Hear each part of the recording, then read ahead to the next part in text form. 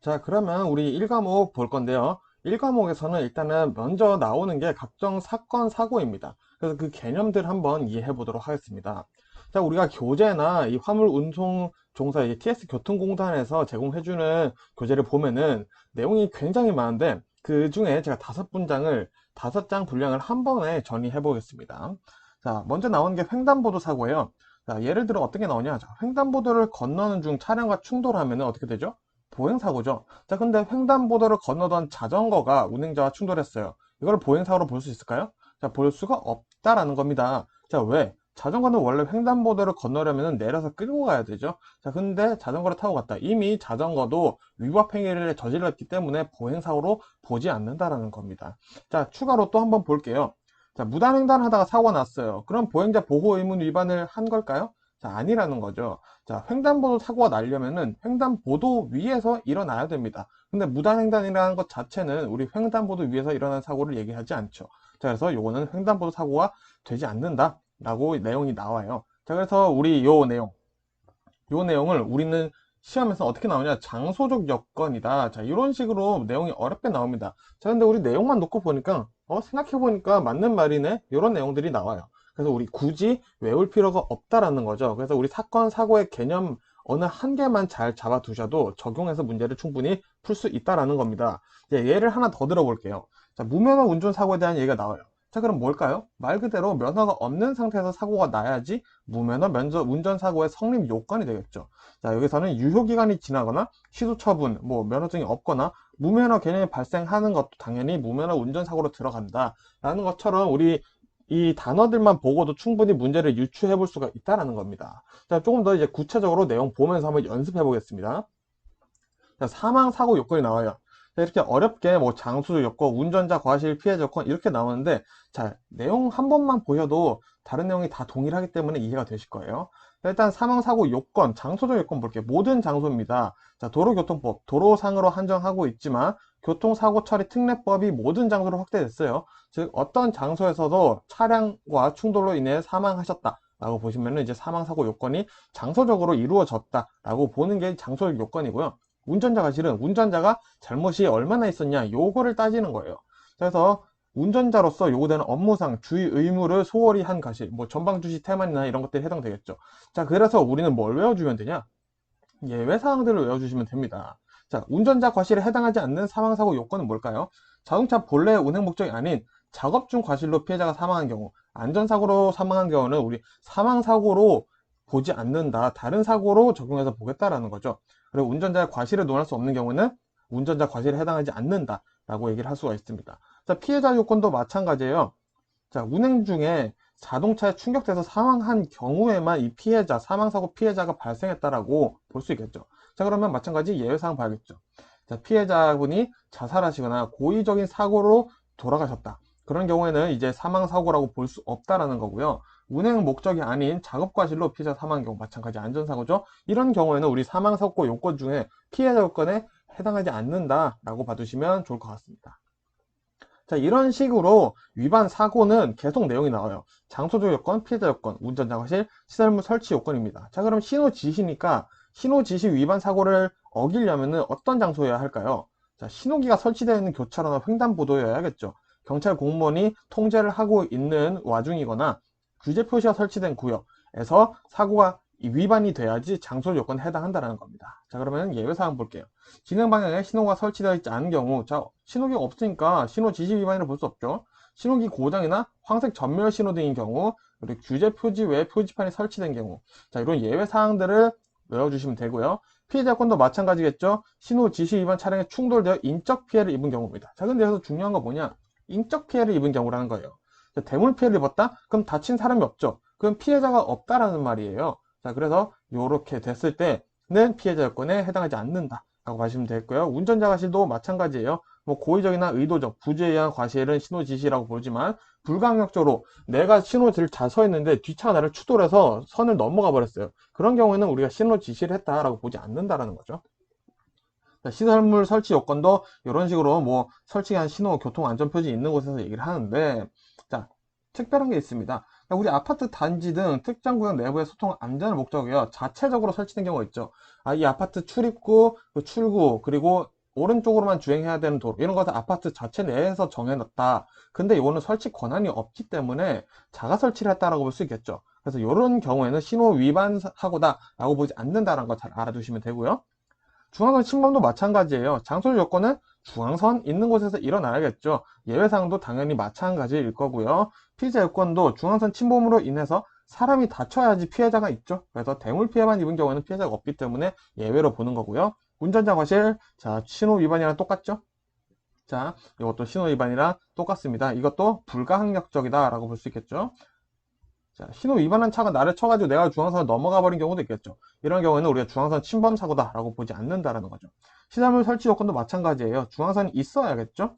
마찬가지로 또 예외사항도 아파트 단지나 뭐 군부대 이런 데서 만든 중앙선은 법적으로 효력이 없다라고 보시면 되겠습니다. 자, 과속사고도 마찬가지예요. 우리 장소적 요건, 자, 이런 도로들이겠죠. 자, 그래서 여기 우리 피해자 요건부터 나오는 게 과속차량 20km 초과했다. 과속사고에서 일단 숫자 나오는 건 무조건 20km 초과입니다. 자, 그런데 제한속도 20km 이하 과속차량에 충돌되어 인적 피해를 입은 경우는 예외다. 자, 그래도 20km를 초과한 경우라고 봤는데 대물 피해만 입었어요. 마찬가지 피해자는 없죠. 자, 피해 입은 물건만 존재하기 때문에 피해자로 보지 않는 거고요. 자, 운전자 과시에 20km 초과한 경우 맞겠죠? 그 총중량 2톤 미만인 자동차로 총중량이 3회 미만인 자동차를 견인하는 경우와 이륜차가 견인하는 경우, 매시 25에서 20km 초과한 경우 운전자 과실로 본다. 자, 근데 운전자 과실로 보지 않는 거 마찬가지. 초과해서 과속 운행을 해도 대물 피해만 입은 경우에는 운전자 과실로 보지 않는다라는 거 알아두시면 좋을 것 같습니다. 시설물 설치 요건 예외사항 한번 다시 숫자 20km 나온다는 것만 알아두시면 될 것 같아요. 자, 어린이 보호 의무 위반 사고도 한번 정리를 해볼게요. 자, 어린이 사고가 나려면은 어린이 보호구역으로 지정된 곳에서 사고가 나야겠죠. 자, 그러면은 어린이 보호구역이 아닌 곳에서 사고가 났다? 그럼 어린이 보호 의무 위반 사고가 아니에요. 피해자 건도 마찬가지. 어린이가 상해를 입은 경우지 어른이 어린이 보호구역에서 상해를 입었다. 그렇다고 해서 어린이 보호 의무 위반 사고는 아니라는 거죠. 운전자 과실도 마찬가지가 되겠죠. 그래서 우리 생각해보면 굉장히 당연한 내용들이 나옵니다. 자, 근데 우리 어린이 보호 의무 사고 위반에서는 한번 내용을 볼 게 있는 게, 자, 우리 학교 이런 것뿐만 아니라 정원 100명 이상의 보육시설 주변 도로도 지정이 가능하고요. 학원 수강생이 100명인 이상에도 가능합니다. 단 경찰서장과 협의하에 100명 미만인 경우에도 설치도 가능하다라는 거 알아두시면 좋을 것 같습니다. 자, 그럼 도주사고 개념 한번 잡아보겠습니다. 자, 1번부터 한번 볼게요. 자, 피해자를 방치했어요. 요거 도주사고 맞죠? 뺑소니라고 하죠, 우리. 뺑소니 맞죠? 경찰 가는 게 거짓 진술했어요. 거짓 진술한 경우도 도주사고. 사고 운전자를 바꿔치겠다. 이것도 거짓 진술과 같은 맥락이죠. 연락처를 거짓으로 남겼다. 거짓말, 연락처를 잘 안 남겼다. 그리고 피해자를 후속만 했어요. 잘한 거 아닌가? 근데 이 도주사고 개념에는 후속 조치와 연락처 이 두 개가 늘 항상 같이 이루어져야 된다는 거 알아두시면 되고요. 6번 쌍방과실이 적은 경우, 적은 차량이 도주한 경우 도주사고다 라고 보시면 되겠고요. 7번 의사를 잘 표현 못한 어린 피해자가 괜찮다여 조치 없이 간 경우다. 자, 여기서는 우리 장애우 분들도 해당된다라는 거. 즉 의사 표현 잘 못하는 피해자가 괜찮다라고 해서 그냥 가버리면은 안 된다라는 겁니다. 연락처를 잘 남겨주시고요. 그리고 괜찮다면 병원까지 꼭 같이 데려가 주시고 경찰에 신고해서 경찰에게 사건을 인계하는 것도 중요합니다. 자, 그리고 도주사고 추가 개념 중요합니다. 제3자에게 이 사고를 인계해도 됩니다. 사고 인계 가능해요. 즉 내 동승자에게 사고 처리를 부탁하고 나는 일이 있어서 먼저 가거나 그리고 경찰이 왔어요. 경찰에게 사건 인계를 하고 가는 경우에는 도주사고로 해당하지 않는다라는 거 알아두시면 좋을 것 같습니다. 자, 그리고 이제 시험 문제에 나오는 용어, 잘 나오는 용어들만 한번 정리해 볼게요. 자, 차도는 뭐냐? 중요한 거 한번 볼게요. 인공구조물을 이용하여 경계를 표시한 도로의 부분이다 라고 외워두시면 되고요. 길 가장자리 구역은 말 그대로예요. 안전표지 등으로 경계를 표시한 도로의 가장자리구역. 자, 차도랑 길 가장자리 구역 차이 느껴지시죠? 자, 안전지대 뭐냐? 보행자나 차마의 안전을 위하여 인공구조물로 표시한 도로의 부분이다. 안전표지도 가능하고요. 자, 그리고 모범 운전자 표시장 받은 2년 무사고 경찰청장에게 선발되어 교통안전 봉사활동에 종사하는 사람을 모범 운전자라 하고요. 주차는 즉시 운전할 수 없는 상태예요. 자, 그럼 정차 차이는 뭐냐? 5분 이내에 운전이 가능하다. 그러면은 정차다. 내가 잠시 정차를 하고 편의점을 갔어요. 그럴 때는 5분 안에 돌아올 수 있다는 뜻이죠. 이런 차이 한번 알아두시면 좋을 것 같습니다. 자, 그러면 중요한 화물 적재 기준 보겠습니다. 자, 적재 중량은 110% 이내예요. 즉, 화물 적재가 1톤이다. 그러면은 얘는 1100kg까지는 가능하다라는 얘기고요. 길이도 10분의 1을 더한 길이에요. 자, 즉, 자, 차의 길이가 뭐 예를 들어서 18m다. 18m까지는 안 되겠지만 그러면은 10분의 1을 더했으니까 계산하기 쉽게 해서 20m를 할게요. 그럼 22m까지는 길이 적재가 가능하다라는 겁니다. 이륜장저는 30cm를 더하면 되고요. 너비는 후사경, 우리 백밀러로 뒤쪽을 확인할 수 있는 정도면 된다. 그리고 높이는 지상으로부터 4m고요. 고시한 도로 노소 경우에는 4.2m인데, 자, 이거 헷갈려 하시는 분들 많아요. 보통 일단 4m라고 외워두시고요. 안전하다고 판단된 경우에는 4.2m까지 가능합니다. 그래서 시험 문제 나올 때 이 차에 대해서 분명히 설명이 나올 거니까 절대 헷갈리시지 않으셨으면 좋겠어요. 자, 그리고 소형 3륜 자동차는 지상으로 2.5m, 2륜 자동차는 지상으로부터 2.5m다. 자, 지상으로부터 2.5m라는 것도 잘 알아두시면 좋을 것 같습니다. 자, 그리고 추가로 자, 안전기준을 넘는 화물의 적자를 받은 사람은 너비 30cm, 길이 50cm 이상의 빨간 헝겊으로 된 표시를 차 양쪽에 달아줘야 돼요. 그래야지 경찰이 보고도 그냥 넘어간다는 겁니다. 자, 근데 밤에 운행하는 경우는 안 보이겠죠. 그런 경우는 반사체로 된 표지를 달아야 한다는 거, 요거 시험 문제에 자주 나오니까 꼭 봐주세요. 자, 안전거리 개념 보겠습니다. 시험에 나오는 안전거리는 요거예요. 공주거리, 제동거리, 공주거리, 제동거리 플러스 정지거리다. 자, 이게 무슨 말인지 한번 볼게요. 자, 이렇게 있습니다. 넣어볼게요. 자, 위험을 인지했어요. 앞에 장애물이 있어요. 내가 운전을 뿅뿅 하고 가고 있는데, 자, 그러면 내가 브레이크 밟아야겠다라고 인지를 했어요. 그리고 브레이크를 밟았어요. 자, 요 사이를 우리는 공주라고 얘기를 합니다. 자, 그러면 내가 인지를 하고 브레이크를 밟는데 발을 올리는 순간까지 차는 진행하고 있겠죠? 그동안 간 거리를 공주 거리라고 하고요. 그까지 걸리는 시간을 우리는 공주 시간이라고 얘기를 합니다. 자, 그래서 인지부터 제동의 시작이에요. 작동의 시작. 자, 그럼 여기서부터 뭐냐? 브레이크가 내가 밟았어요. 그럼 멈추기 시작하겠죠. 자, 그러면 브레이크 작동이 시작되면서 완전 정지될 때까지를 우리는 제동이다라고 얘기합니다. 자, 그래서 공주, 이 플러스 제동은 그럼 결국 뭐다? 이 전체를 우리는 정지거리다라고 얘기를 합니다. 혹은 정지시간이라고도 할 수 있겠죠. 그래서 이 개념 잘 차이 봐주시면 좋을 것 같습니다. 자, 교통안전표지 종류 보겠습니다. 총 5가지가 있고요. 주의표지, 규제표지, 지시표지, 보조표지, 노은표지가 있습니다. 주규, 지보노 이렇게 해서 외워주시면 되겠습니다. 주규, 지보노 5가지가 있다. 자, 진로 양보 의무. 자, 누가 양보를 해야 되는지 볼게요. 자, 운전자는 뒤에서 따라오는 차보다 느린 속도로 가는 경우 도로 우측 가장자리로 피하 진로를 양보한다. 자, 왜? 앞지르기는 어디 쪽으로 해야 되죠? 왼쪽으로 해야 되죠? 자, 그렇기 때문에 앞에 있는 차가 오른쪽으로 비켜줘야 된다는 겁니다. 자, 그리고 비탈길에서는 자동차가 서로 마주보고 지나는 경우가 있겠죠. 그러면 올라가는 차가 양보한다. 올라가는 차가 양보하셔야 되고요. 자, 좁은 도로에서 사람을 태운 자동차와 동승자 없는 차가 마주한 경우는 동승자가 없는 차가 양보를 한다라는 거까지 알아두시면 좋을 것 같아요. 자, 그럼 운전에 필요한 신체 기준 보겠습니다. 시력, 청력 2가지가 대표적으로 나오는데 시력부터 볼게요. 자, 일단은 정록 생맥이 아니어야겠죠.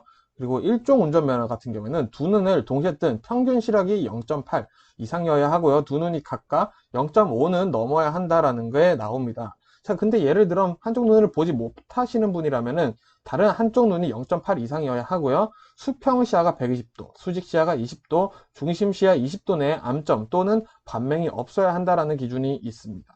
자, 그럼 이종은 어떨까요? 두 눈 시력의 평균이 0.5고요. 한쪽 눈을 못 보실 경우에는 0.6 이상이어야 한다라는 기준이 있는 거 잘 외워두시고요.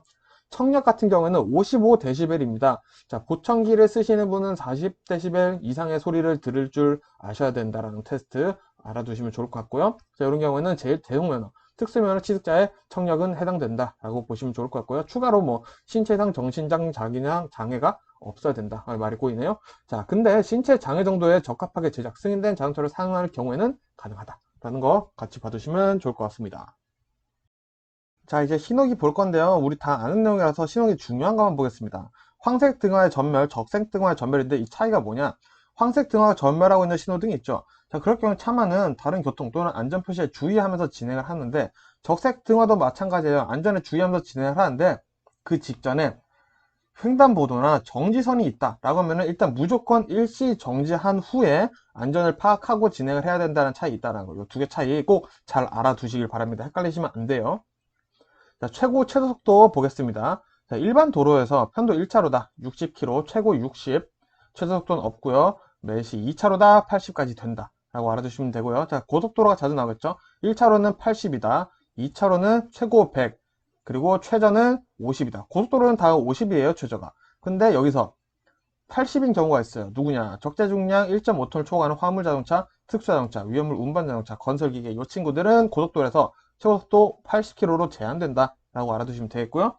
자, 지정 고시한 노선 구간의 고속도로는 120km까지 가능합니다. 그리고 90km까지 가능한 거 마찬가지로 적재 중량 1.5톤을 초과하는 화물자동차, 특수자동차, 위험물 운반자동차, 건설기계는 이렇게 해당한다. 그리고 자동차 조형도로 이런 거 있죠. 강북, 뭐 강변대로, 올림픽대로 이런 데는 최고속도가 90, 최저속도 30이다 라고 봐주시면 되고요. 자, 통행 가능 차량 한번 봐두도록 하겠습니다. 자, 고속도로 외 국도나 뭐 일반 도로죠. 자, 왼쪽 차로에서는 승용 자동차, 경영, 소형, 중형 승합 자동차고요. 오른쪽 차로는 대형 승합 자동차, 화물 자동차, 특수 자동차, 건설기계, 이륜 자동차, 원동기 자동차. 아주 크거나 아주 작은 친구들은 오른쪽으로 다녀야 된다라는 거죠. 말이 꼬이네요. 자, 고속도로 보겠습니다. 편도 2차로에서는 1차로, 일단 먼저 3차로도 똑같고 1차로는 똑같아요. 앞지르기를 하려는 자동차 혹은 교통량 등 부득이한 사정으로 80km 미만 주행 시에는 가능하다. 즉 원래 1차로로 다니려면 80km 이상으로 다녀야 된다라는 개념이 어느 정도 안에 들어가 있다는 거죠. 그리고 고속도로 편도 2차로라면 2차로는 모든 자동차, 어떤 자동차든지 다녀도 된다라는 거죠. 그런데 3차로 이상부터는 좀 외울 게 많아요. 자, 1차로는 똑같은데 왼쪽 차로가 나눠집니다. 1차로를 제외한 왼쪽 차로, 1차로의 바로 옆 차로겠죠. 자, 그러면 승용 자동차 및 경형, 소형, 중형, 승합 자동차 이런 친구들이 있는데 오른쪽 차로는 대형, 화물자동차, 특수자동차, 건설기계 이렇게 다녀야 된다라는 겁니다. 즉 우리가 고속도로를 다니는데 편도 2차로 다니는데 막 진짜 막 무슨 막 버스, 막 화물차 계속 1차로 다니면서 교통 방해하는 사람들 있죠. 다 신고하셔도 됩니다. 그리고 화물 운전하실 때 신고 당할 수도 있으니까 꼭 2차로 주행하시고요. 앞지르기 하시는 경우에만 1차로 가능하다라는 거 꼭 알아두시면 좋을 것 같습니다. 자, 그럼 감속 기준 보겠습니다. 최고속도 20%를 감속하는 경우와 50%를 감속하는 경우 두 가지가 있는데, 자, 우리 비, 눈, 안개, 악천후 이런 기상 요건에 해당합니다. 비가 내려 노면이 젖었거나 눈이 20mm, 2cm 미만 쌓인 경우는 최고속도 20%를 감속하시고 50% 절반을 줄인 건 뭐냐? 가시거리가 100m예요. 어떤 상황이든 가시거리가 100m밖에 안 된다. 그러면은 50% 감속하셔야 되고 노면이 얼었거나 눈이 20mm 이상 쌓인 경우, 2cm 이상 쌓인 경우에는 최고속도로 50% 감속한다. 자, 물론 이 정도면 사실 50% 내지도 못하죠, 거의. 자, 그리고 추가로 경찰청장이나 지방경찰청이 속도 제한 표지로 최고속도를 정한 경우에는 이 최고속도 기준을 이 표지에 먼저 따른다라는 거 알아주시면 될 것 같습니다. 자, 그리고 이제 면허별 운행 가능 차량 한번 보겠습니다. 자, 먼저 1종 대형면허는 뭐가 있냐? 승용자동차, 승합자동차, 화물자동차 이런 것들이 있겠죠. 자, 그리고 건설기계들 이런 것들이 추가됩니다. 뭐 덤프트럭, 아스팔트 살포기, 콘크리트 믹서 트럭, 콘크리트 펌프. 즉, 요 내용 보면은 콘크리트 관련, 아스팔트 관련 친구들은 뭐가 필요하다? 일종 대형 면허가 필요하다라고 알아두시면 되겠고요. 보통 면허, 일종 보통은 우리 잘 아시죠? 근데 우리 외워야 되는 건 뭐냐? 승차 정원 15인 이하의 승합자동차, 적재 중량 12톤 미만의 화물자동차만 가능하다라는 거 알아두시면 좋을 것 같고요. 일종 소형 면허로는 우리 3륜 화물자동차, 3륜 승용자동차, 원동기 장치 자전거 이런 거 들어가고요. 자, 일종의 특수 면허가 있습니다. 대형 견인차, 말 그대로 견인 특수 자동차 될 것 같고요. 그리고 소형 견인차 가능합니다. 총중량 3.5톤 이하의 견인형 특수 자동차는 가능하다. 그리고 군환차, 자동차가 뭐 빠졌을 때 자동차를 꺼내주는 이런 것들 역할을 하죠. 그래서 군환차를 가능하다. 보시면 되겠고요. 자, 2종 보겠습니다. 2종은 보통 있죠. 자, 보통 기준 외워볼 거냐? 승차 정원 10인 이하의 승합 자동차, 1종은 15인이었죠. 그리고 적재 중량 4톤 이하의 화물 자동차는 2종까지다 라고 알아두시면 좋을 것 같습니다. 자, 교통사고의 결과에 따른 벌점 볼게요. 자, 사망 1명당 90점, 중상 1명당 15점, 경상은 5점, 부상은 2점이다. 자, 근데 시간 기준이 있어요. 사망 사고 발생 시 72시간 3일이죠. 3일 이내에 사망하셨을 때고 3주 이상의 치료는 중상이다. 그리고 3주랑 5일 사이는 경상, 5일 미만은 부상이다 라고 보는 기준이 있다라는 거 봐주시면 되고요. 자, 그리고 우리 도로 서행해야 되는 곳 한번 보겠습니다. 비탈길의 고갯마루 부근, 가파른 비탈길의 내리막, 도로가 굽은 부분, 지방경찰청장이 안전표지로 지정한 곳, 교차로. 여기서는 서행을 해야 되고요. 앞지르기가 금지된 곳 어딜까요? 교차로나 터널, 도로의 부근, 그리고 비탈길의 고갯마루 부근, 가파른 비탈길의 내리막, 지방경찰청장이 안전표지로 지정한 곳. 자, 보시면은 상식적으로 우리가 맞는 말이다라고 생각을 해주셔야 됩니다. 그리고 정차 및 주차 금지 구역 한번 보도록 하겠습니다. 이거 헷갈리시는 분들 많아요. 자, 교차로의 가장자리나 도로의 모퉁이로부터 5m 이내의 장소고요. 안전지대가 설치된 도로는 안전지대 사방으로부터 10m, 그리고 건널목의 가장자리나 횡단보도로부터 10m, 그리고 소화 관련 장비는 5m 이내라는 것까지 같이 좀 추가로 알아두시면 좋겠고요. 추가로 우리 어린이 보호구역 스쿨존이죠. 스쿨존 2021년 10월부로 모든 지역, 전 지역에 주정차 금지되어 있다는 거 알아두시면 되고요. 스쿨존은 학교 정문으로부터 300m 기준이라는 것도 같이 알아두시면 좋을 것 같습니다. 자, 그리고 불법 부착 장치 기준 한번 간단히 볼게요. 경찰관이 사용하는 무전기와 동일한 주파수. 자, 이거 무슨 해킹 도청하는 것도 아니고, 그죠? 그리고 긴급 장치가 아닌 자동차를 사용하는 경광등, 사이렌, 비상등. 그리고 안전 운영에 영향이 있을 만한 정도의 장치는 불법 부착 장치다라고 봅니다. 자, 그리고 좀 재미없는 얘기 한번 이제 보도록 하겠습니다. 화물자동차 운수사업법령에서 규정하는 운수종사자의 준수사항. 자, 부당한 운임이나 요금을 요구하면 안 되겠죠? 정당한 사유 없이 화물 운송 거부해서도 안 되고요. 정당한 사유 없이 화물을 중도 하차시켜서도 안 된다라는 거 알아두시고요. 화물자동차의 운송사업의 허가사항, 변경 신고 대상이 있어요. 자, 상호가 바뀌었거나 대표자가 바뀌었을 때, 여기는 법인 회사인 경우에 해당하고요. 화물 취급소의 설치 또는 폐지, 화물 자동차를 대폐차하는 경우, 그리고 주사무소, 영업소 및 화물 취급소를 이전하는 경우에는 허가사항 변경 신고를 해야 된다라고 알아두시면 좋을 것 같습니다. 자, 자동차 검사 유효기간 핵심만 보겠습니다. 모든 검사는 어떤 검사건 우리 시험에 나오는 웬만한 검사들이 있죠. 그 검사들의 기간은 적합 판정을 받은 다음 날부터 계산합니다. 그 유효기간을 계산한다는 거. 단 신규 검사만 검사 받은 당일 날부터 한다는 거 알아두시면 되고요. 재검사 10일만 외우시면 됩니다. 판정 받은 다음 날 마찬가지 맞죠? 다음 날부터 계산하는 거. 다음 날부터 10일이다 알아두시면 되겠습니다. 자, 그리고 자동차 종합검사를 받지 않은 경우 과태료 기준 볼게요. 30일 이내는 2만원이고요. 31일 초과했을 때, 그리고 114일 이내는 이 2만원 플러스 알파입니다. 자, 이 플러스 알파 어떻게 기준하냐? 31일째부터 3일마다 만원씩 추가해요. 즉, 35일은 4만원에 해당하겠죠. 무슨 말이냐? 31, 32, 33까지는 우리가 만원, 3일 만원 추가됐으니까 여기는 만원. 자, 그러면은 34, 35, 36 이렇게는 이제 2만원짜리가 되는 날이죠. 그래서 기본 2만원에 2만원을 더했다. 이렇게 계산 문제 혹시 나올 수 있으니까 개념 잘 잡아두시고요. 자, 이 114일이 지났다. 115일 이상부터는 30만원으로 그냥 때려버린다 라는 거 알아두시면 됩니다. 자, 그리고 간단히 벌금 볼게요. 교통사고 발생 시 조치를 안 한 경우 5년 이하의 징역이나 1,500만원 이하 벌금 받을 수 있다는 거. 그리고 신호기를 임의로 조작하거나 안전표시 철거, 이전, 손괴한 사람은 3년 이하의 징역이나 700만원 이하의 벌금 나올 수 있다는 거. 그리고 업무상 필요한 주의를 게을리하거나 중대과실로 타인의 건조물이나 재물을 손괴한 경우의 벌칙은 2년 이하의 징역이나 5만원 이하의 벌금형이 나온다라는 거 알아두시면 좋을 것 같습니다. 그리고 2년 이하의 징역 2천만원 이하, 중요한 거 벌금 요약 한번 해볼게요. 자, 일단 허가를 안 받거나 부정하게 받은 화물자동차 누구냐? 운송사업 경영자, 운송주선사업 경영자, 운송가맹사업 경영자 요 3명 허가를 안 받거나 부정하게 받으면은 2천만원 이하, 2년 이하 나온다는 거 보시고요.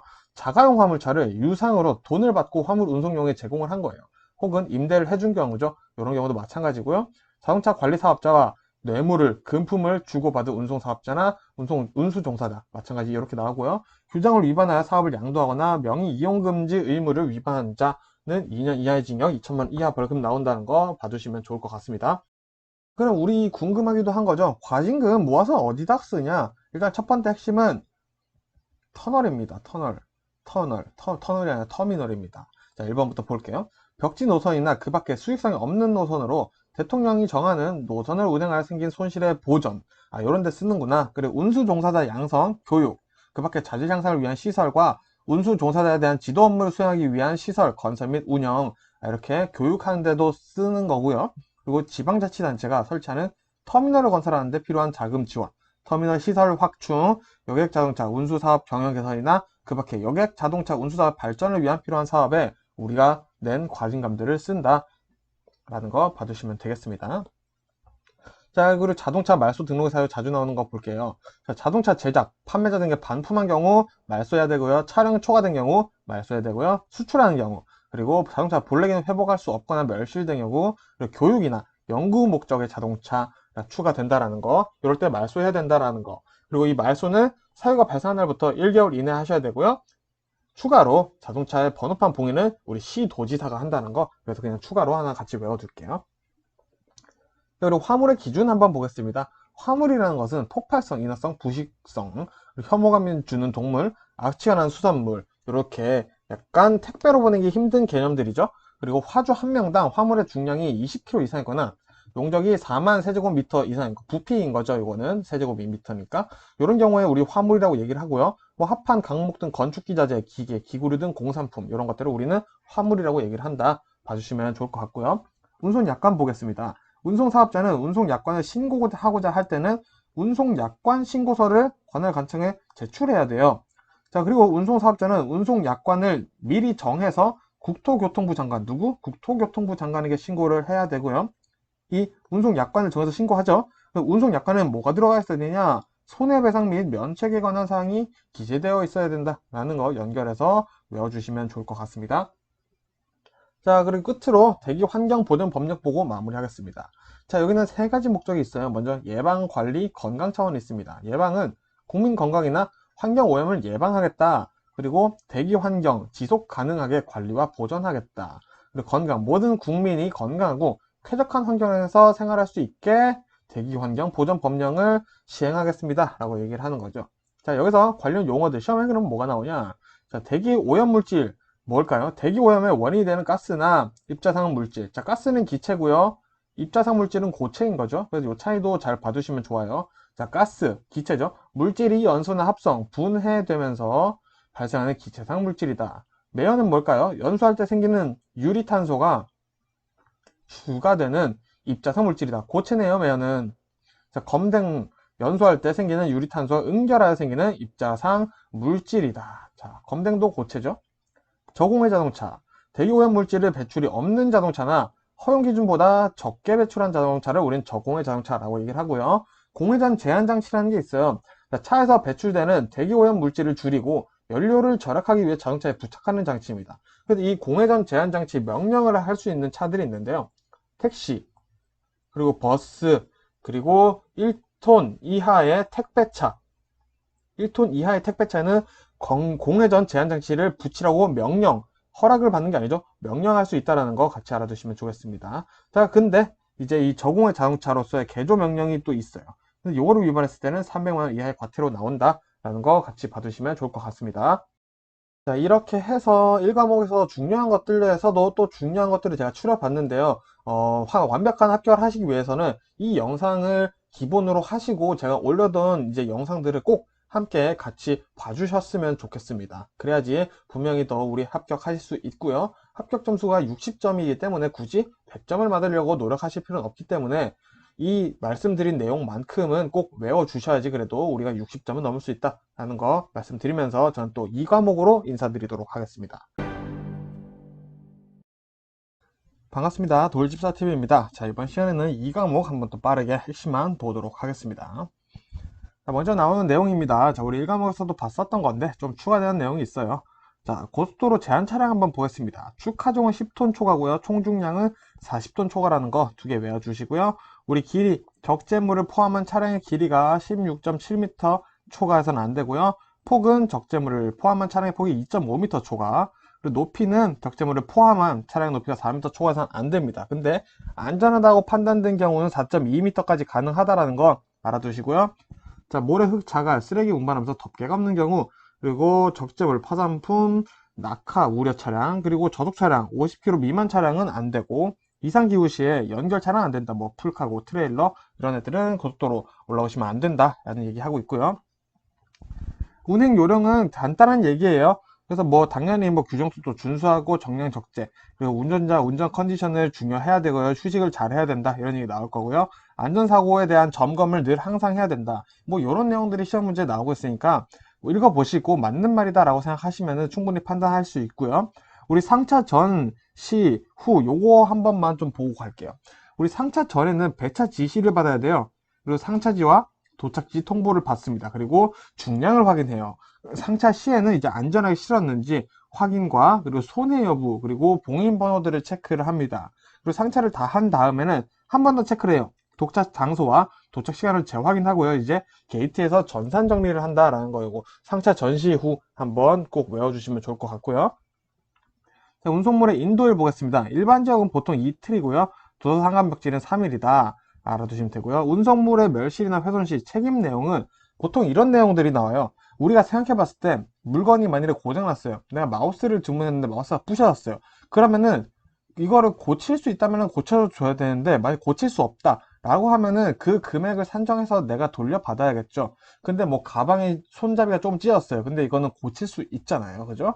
그래서 이렇게 고칠 수 있는 물건들 같은 경우에는 고쳐서 주는 게 원칙이다 라고 알아두시면 좋을 것 같습니다. 자, 요 내용은 그냥 제가 방금 말씀드린 내용만 머릿속에 담아주시면 돼요. 이게 또 책이나 교재로 보시려면 내용이 진짜 길게 나와 있기 때문에 근데 하는 얘기는 결국 고칠 수 있으면 고치고 아니면 부셔진 거면은 그냥 뭐 손해배상 산정하자 이런 내용이니까 제가 말씀드린 것만 잘 이해해 주시면 됩니다. 자, 그리고 운송물 수탁 거절 가능 사유 한번 볼게요. 자, 각 회사마다 다르죠. 포장에 박스에 가로 세로 높이 합이 뭐 어떤 CJ는 얼마 이상이고 로제는 얼마 이상이고 하면은 안 받죠. 자, 이런 게 있고요. 자, 무게도 각 회사 기준 초과하면 안 받고요. 그리고 공통은 가액이 300만 원 초과, 그리고 밀수품, 군수품, 부정품, 불법 물건, 그리고 현금, 카드, 수표, 증권 등 현금화 가능한 물건, 그리고 미풍양속이나 사회에 반하는 경우, 그리고 인화물질, 위험한 물건, 동물, 그리고 운송장에 쓴 내용이 아닌 물건을 했을 때 또 거절할 수 있고요. 운송에 적합한 포장이 안 된 경우, 그리고 고객이 운송물 확인을 거절하거나 운송물과 다른 내용으로 운송장을 기재한 경우는 거절할 수 있다. 그리고 거절할 수 있습니다라고 고객에게 꼭 통보를 해주셔야 된다라는 거 같이 알아두시면 되고요. 운송장 형태 한번 볼까요?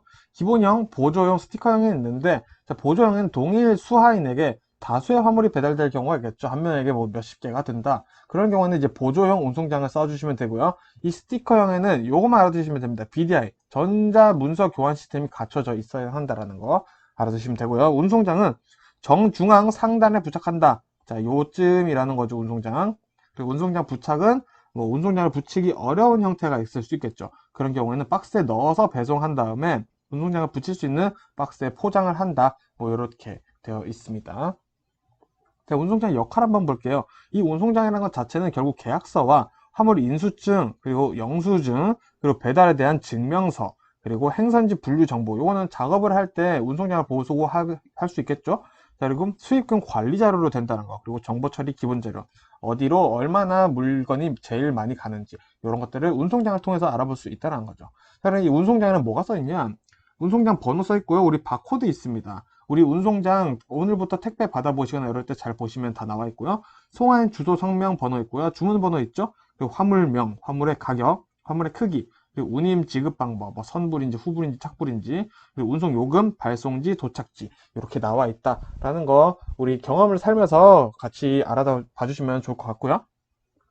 화물의 인수증 보겠습니다. 여기서 중요한 건 하나밖에 없어요. 자, 인수증은 수령이 누구인지 알 수 있게 무조건 100% 자필로 서명 받아야 할 경우는 서명 받아야 됩니다.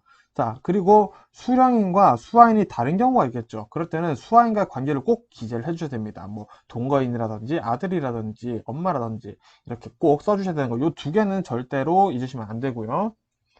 화인 보겠습니다. 자, 이 화인이라는 거는 뭐냐? 매수인이 사용 편의 및 선적 서류와 물품과의 대조에 필요한 거예요. 그래서 이 화인이 부정확하면은 통관 시 문제가 생길 수 있어서 손실이 생기고요. 하역 착오, 인도 착오, 불착이 발생할 수 있다는 거. 자, 이 화인이 부정한 경우에 어떤 게 있는지 이거 알아주시고요. 자, 화인의 주 표시 보겠습니다. 주 표시에 이제 회사의 상호가 들어가고요. 수량 표시는 뭘까요?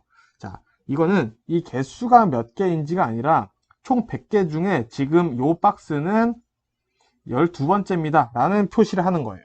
총 개수가 아니라 포장 수량 가운데 몇 번째인지 표시라는 게 수량 표시라는 거. 그리고 주의 표시, 화물의 운송이나 보관할 때 뭘 주의해야 되는지 표시를 해줘야 되고요. 목적지 표시, 도착지명을 크게 하고 경지를 작게 표시한다. 자, 이거 뒤바뀌어서 시험 문제 나올 수 있으니까 꼭 순서 잘 외워주시면 될 것 같습니다. 자, 포장시 유의사항 보겠습니다. 자, 이것도 뭐 당연한 얘기인데 사실 자, 가구류의 경우 박스 포장하고 모서리 부분을 보강 포장해서 면책 확인서, 면책 확인서를 받아서 집하한다 라고 알아두시고요. 박스 손상으로 인해 내용물 유실 또는 파손 가능성이 있을 시에는 포장을 강화하고요. 비나 눈이 올 때는 비닐 포장 후 박스 포장을 원칙으로 한다. 자, 박스 포장을 비닐하는 게 아니라 비닐 포장 후 박스 포장을 해야지 비닐이 상하지 않겠죠. 그리고 서류 등 부피가 작은 물품은 작은 박스에 넣어 포장하여 집하한다. 자, 그리고 포장 개념 볼게요. 개장, 내장, 외장이 있는데 개장은 개개, 각각, 즉 그 물품을 개개, 각각 포장하는 것이라서 낮게 포장이라도 하고요. 내장은 내부의 수준, 습기, 충격을 방지하기 위해서 내부를 포장을 하는 거예요. 속 포장, 내부 포장이고요. 외장은 상자, 포대, 나무 등의 물품을 넣거나 결속한 상태, 즉 외부를 포장하는 것이다 라고 이해를 해주시면 될 것 같습니다. 자, 요 포장 조금 더 이해해 보겠습니다. 포장 기능은 보호성, 표시성, 상품성, 편리성, 효율성, 판매 촉진성이 있다. 포장 이쁘게 하면은 판촉과 그리고 표시, 상품성이 더 있어 보이죠? 그리고 포장을 잘 해야지 물건이 잘 보호되고 더 배송하기가 좋다라는 내용들이 있을 거고요. 포장 재료에 따른 특성 한번 볼게요. 유연 포장, 강성 포장, 반강성 포장. 요거는 뭐다? 포장 재료에 따른 특성이고요. 포장 방법별 분류를 보겠습니다.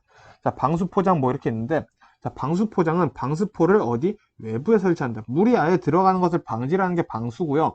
방습은 이 방수포를 내부에 설치해요. 그래서 건조를 시키거나 이 물건들이 탈습되지 않는 것을 방지를 한다라는 개념이 있습니다. 이 차이 잘 이해해 주시고요. 자, 방청, 우리 녹슬지 않게 하는 거죠. 녹슬지 않게 낮은 습도에서 작업을 해주고요. 완충 포장, 외부의 힘이 내부에 가해지지 않게 강화 포장하는 것이다 보면 되겠고요. 진공 포장은 내용물 활성 방지예요. 예를 들어서 우리가 부식될 수 있는, 공기와 접촉했을 때 부식될 수 있는 음식이나 이런 화학 재료들은 우리가 진공 포장을 한다. 내용물 보호 목적이고요. 압축 포장은 내용물의 부피를 줄이려고 하는 것이다. 그리고 수축 포장은 열 수축시켜서 물품을 고정, 유지시키는 것이 목적이다. 자, 이런 거는 이제 슈링크 방식에서 적용된다라는 거 지금 간단히 알아두시면 될 것 같습니다. 자, 골판지랑 나무 상자 특징만 좀 보겠습니다. 골판지, 대량 주문 처리하기 용이하죠? 자, 가볍고 최적이 작아서 보관이 용이해서 물류비가 절감됩니다. 자, 우리 접으면 되니까 그전에는 한쪽에 쫙 쌓아놓으면 편하잖아요. 그래서 포장 작업이 용이하고 기계화 작업에 가능하다.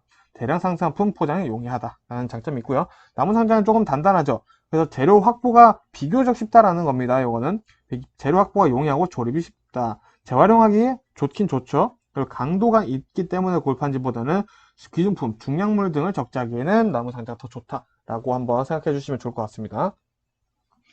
그래서 이 적재 관련 문제를 우리가 풀이를 할 때는 이런 것 정도 알아두시면 됩니다. 자, 무게 관련 내용은 뭐냐?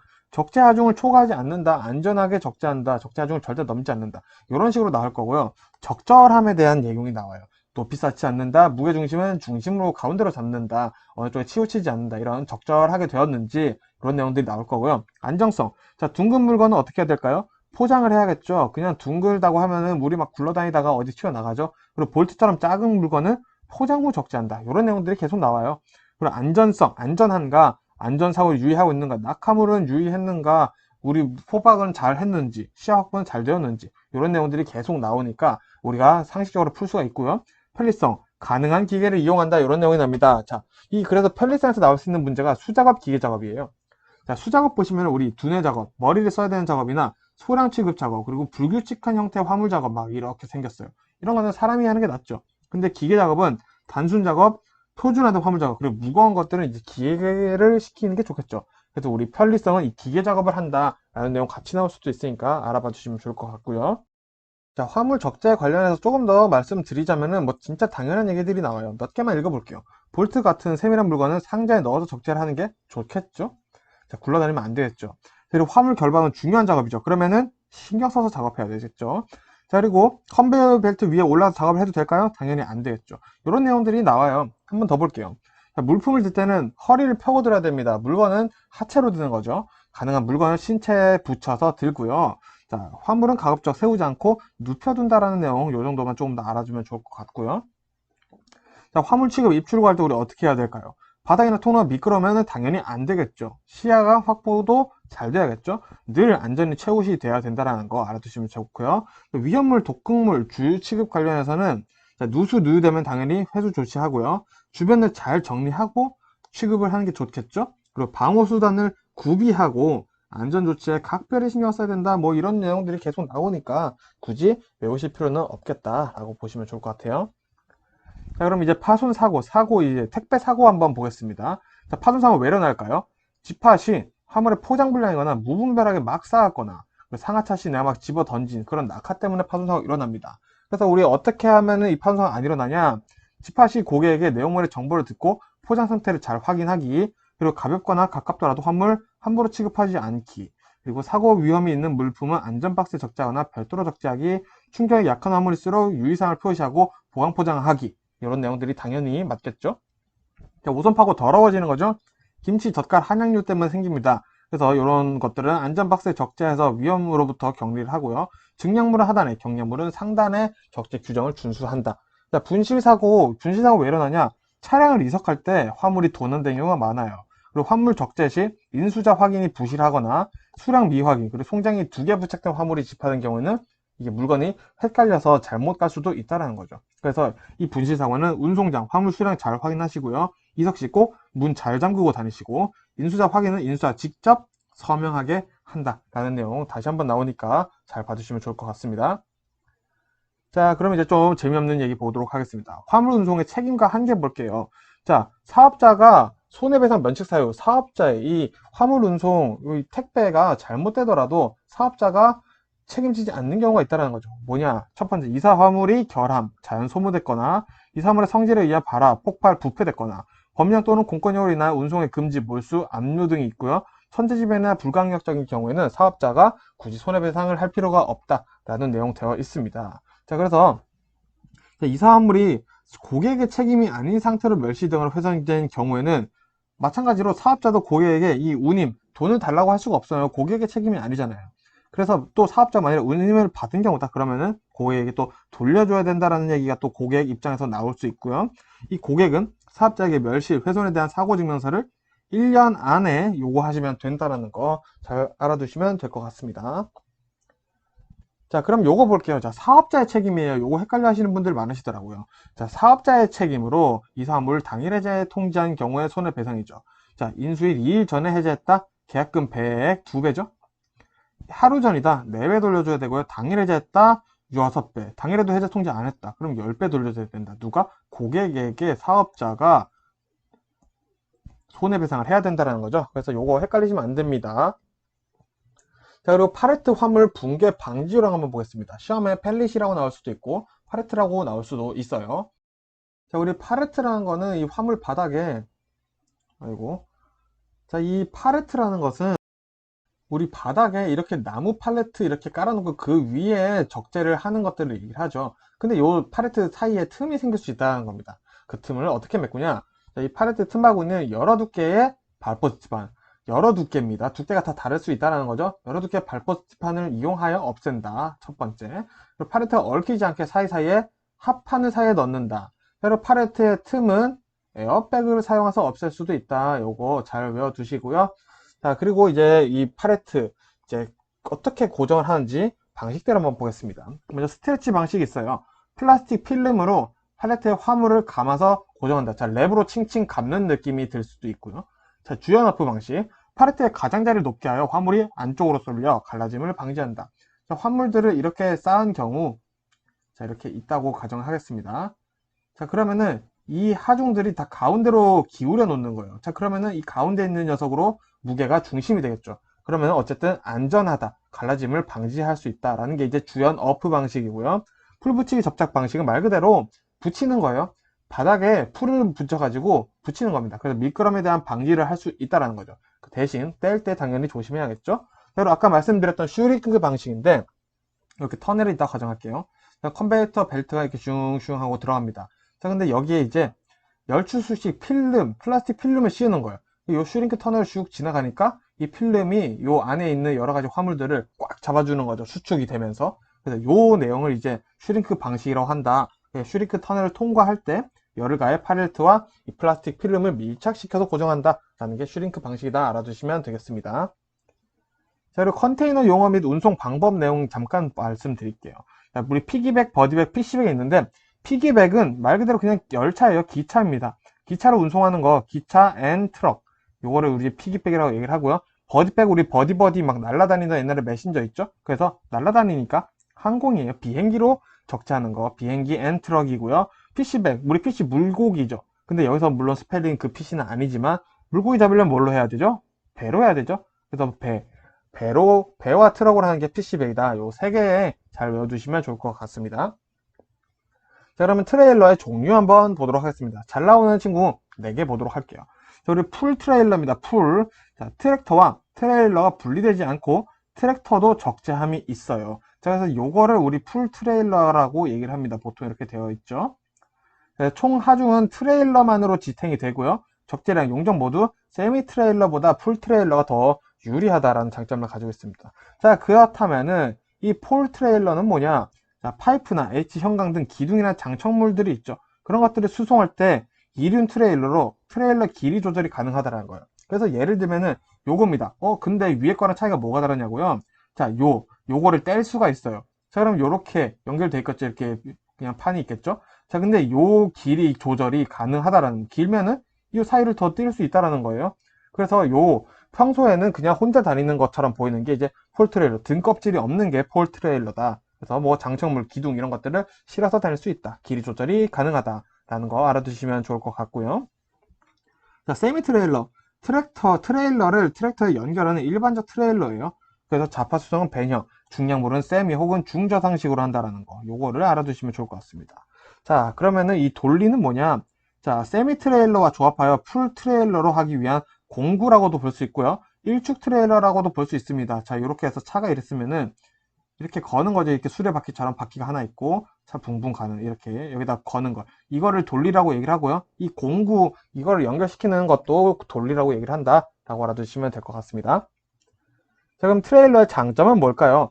트랙터를 효율적으로 이용 가능하다는 겁니다. 트랙터가 따로 이용하면서 이 트레일러들을 운반할 수 있겠죠. 그렇다 보니까 효과적인 적재도 가능해요. 왜? 우리 40톤, 총 하중이 40톤 초과면은 고속도로 타잖아요. 그래서 굉장히 무거운 무게까지 들 수 있고요. 탄력적인 작업 가능하다. 트레일러만 분리해서 또 우리가 할 수 있겠죠. 일시적인 화물 보관 기능이 있어요. 트레일러에 잠시 물건을 보관해 놓을 수도 있겠죠. 하루나 이틀 정도는. 그래서 보관 기능도 있다라는 거. 그리고 트랙터와 운전자의 효율적 운영. 트랙터 한 대로 했던 것처럼 여러 트레일러들을 이동시킬 수 있겠죠. 왔다 갔다 하면서. 그리고 추가로 이거는 아지테이터라고 그냥 믹서차죠. 우리 시멘트, 골재 등을 혼합해서 하는 특수 장비차. 요건 그냥 추가로 지금 말씀드리는 겁니다. 자, 그럼 트레일러 구조에 따른 종류 한번 볼게요. 자, 트레일러의 높이에 따라서 나뉩니다. 평상식, 평면의 하대를 갖춰 일반 화물이나 강제 수송 등에 적합하고요. 저상식은 이 좀 더 낮아요, 높이가. 그렇다 보니까 더 무거운 거를 들어도 안전하겠죠. 불도저나 기중기, 건설 장비 운반에 적합한 건 저상식이다. 자, 중저상식은 이제 평상식이랑 저상식 사이인데, 요거는 시험 문제 100% 뭐가 따라 나오냐? 대형 핫코일이라는 단어가 따라 나옵니다. 그래서 중저상식, 대형 핫코일, 요것만 외우시면 그냥 끝이에요. 굳이 외우실 필요는 없고요. 그래도 굳이 외우신다면 뭐 중량 블록 화물 등 증량 화물에 적합한 것은 중저상식이다. 알아두시면 되겠고요. 스켈레탈 트레일러는 컨테이너 운송을 위해서 만들어진 거고요. 벤 트레일러는 일반 자파, 냉동 화물 등 운반으로 쓴다. 오픈탑 트레일러, 오픈되어 있다 탑, 천장이 오픈되어 있어요. 천장에 개구부가 있어서 화물이 들어가게 만든 고척 화물, 높이가 높은 화물을 운반할 때 쓰는 거고요. 그리고 특수용도 트레일러는 뭐 덤프 트레일러, 탱크 트레일러, 자동차 운반용 이런 거 있다. 탱크 트레일러는 우리 액체를 운반하는데 사용하겠죠. 자, 화물 자동차 이제 한번 간단히 분류를 해보면서 마무리하겠습니다.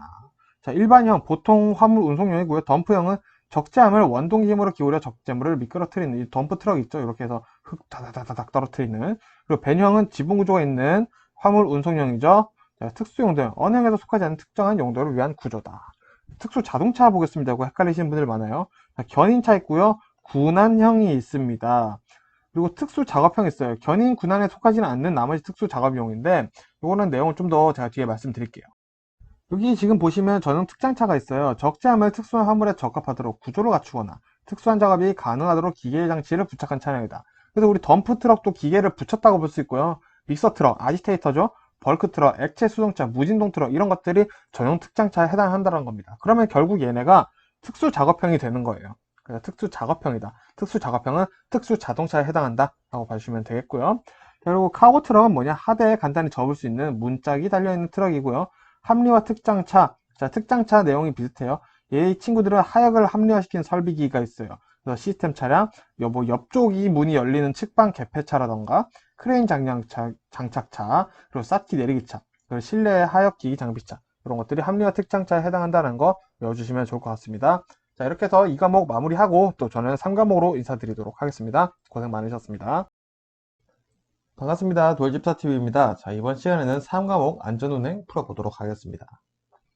자, 먼저 교통사고 요인들 좀 알아볼 건데요. 3대 요인이 있습니다. 자, 먼저 인적 요인, 사람에 의한 사고죠.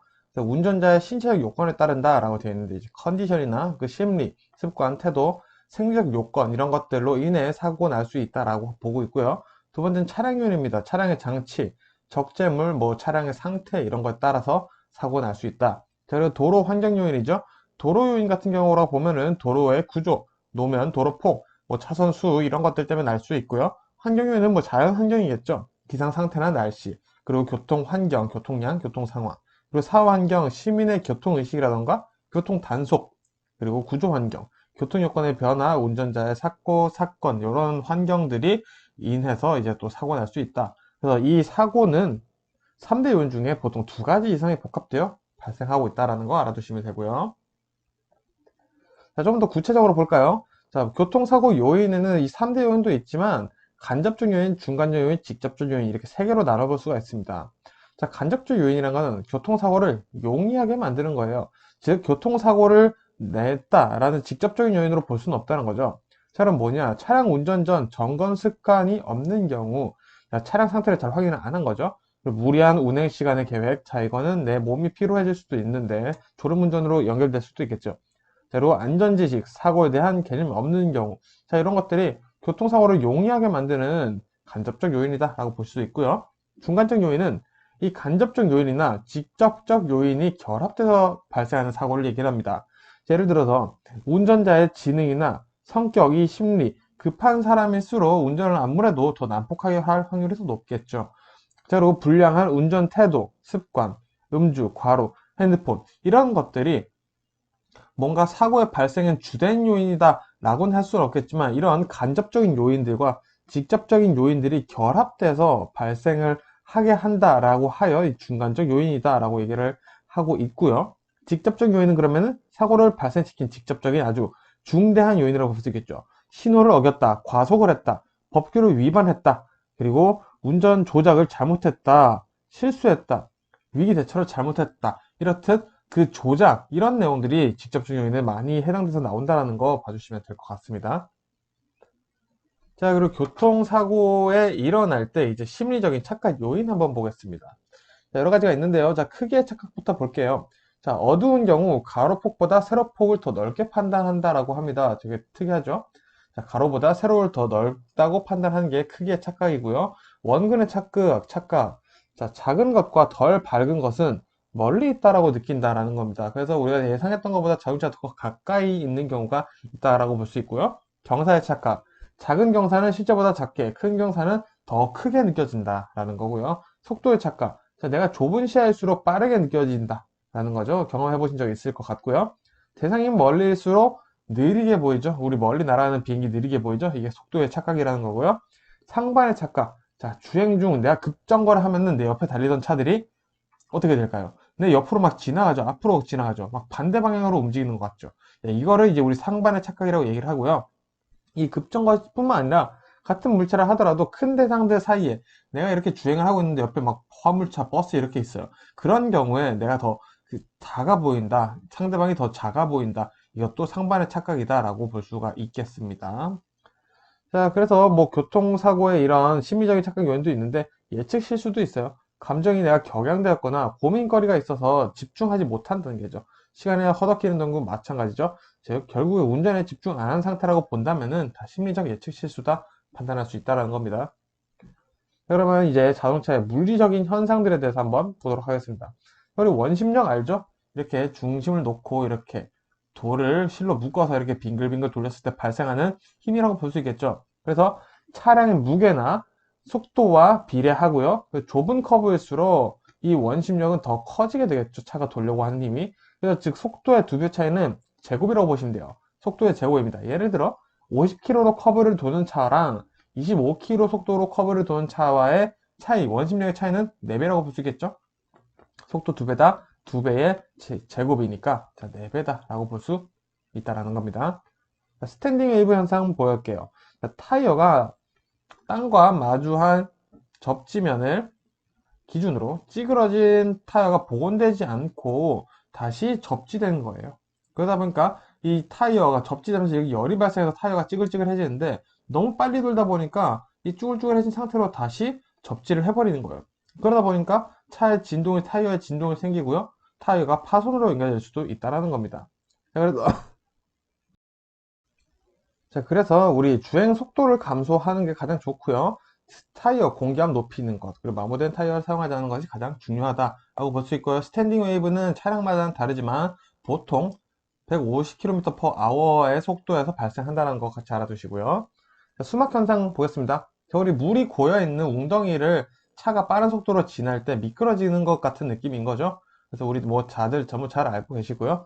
예방 방법은 저속주행, 마모 타이어, 재사용 타이어 사용하지 않기 늘 등장하죠. 타이어 공기압 높이기, 배수 효과 좋은 타이어 사용하기, 추가로 리브형 타이어가 그에 속한다 라고 보고 넘어가면 될 것 같고요. 자, 페이지 현상 보겠습니다. 자, 내리막길에서 브레이크를 반복적으로 사용하는 거예요. 그러다 보면 어떻게 될까요? 브레이크 라이닝에 열을 받겠죠. 이 마찰열이 축적되다 보니까 제동력이 저하돼요. 이거를 뭐라고 표현하냐? 라이닝의 마찰 개수가 저하됐다라고 표현돼서 시험에 나오고 있습니다. 자, 추가로 이 페이드 현상에 비슷한 게 워터 페이드 현상인데요. 자, 이 브레이크를 위한 마찰제들이 물에 젖은 거예요. 물이 고인 도로 혹은 수중 주행 시 워터 페이드, 브레이크가 잘 안 막히는 그런 것들이 발생한다라고 보시면 좋을 것 같습니다. 마찬가지 해결 방안은 브레이크 회복을 위해 브레이크를 좀 더 천천히 바른다라고 보시면 될 것 같고요. 베이퍼록 현상 보도록 하겠습니다. 자, 이거 마찬가지 내리막길에서 풋브레이크를 과다 사용한 거예요. 자, 근데 페이드 현상이랑 차이점이 뭐냐? 휠 실린더나 브레이크 파이프 속에 브레이크 액이 기화하는 거예요. 자, 브레이크 액이 기화를 했습니다. 자, 그러면은 이 기화, 액체가 기체가 되면은 부피가 커져요. 자, 그러다 보니까 이 유압 전달이 그 틈이 생겨버리는 겁니다. 그러면서 이 기체가 되니까 브레이크 호스 내에도 기포가 발생을 하고요. 기포가 발생되니까 유압 전달이 잘 안 되겠죠. 그러다 보니까 브레이크가 안 먹힌다는 겁니다. 그래서 베이퍼록 현상은 결국에는 이 기포 발생과 연관이 상당히 많습니다. 그렇다 보니까 이 발생 원인, 브레이크 드럼이 과열해서 뜨거워지겠죠. 그러면은 브레이크 액이 기화를 해요. 이를 우린 브레이크 액이 변질이다라고도 볼 수 있겠죠. 이런 변질과 불량함 때문에 생긴다.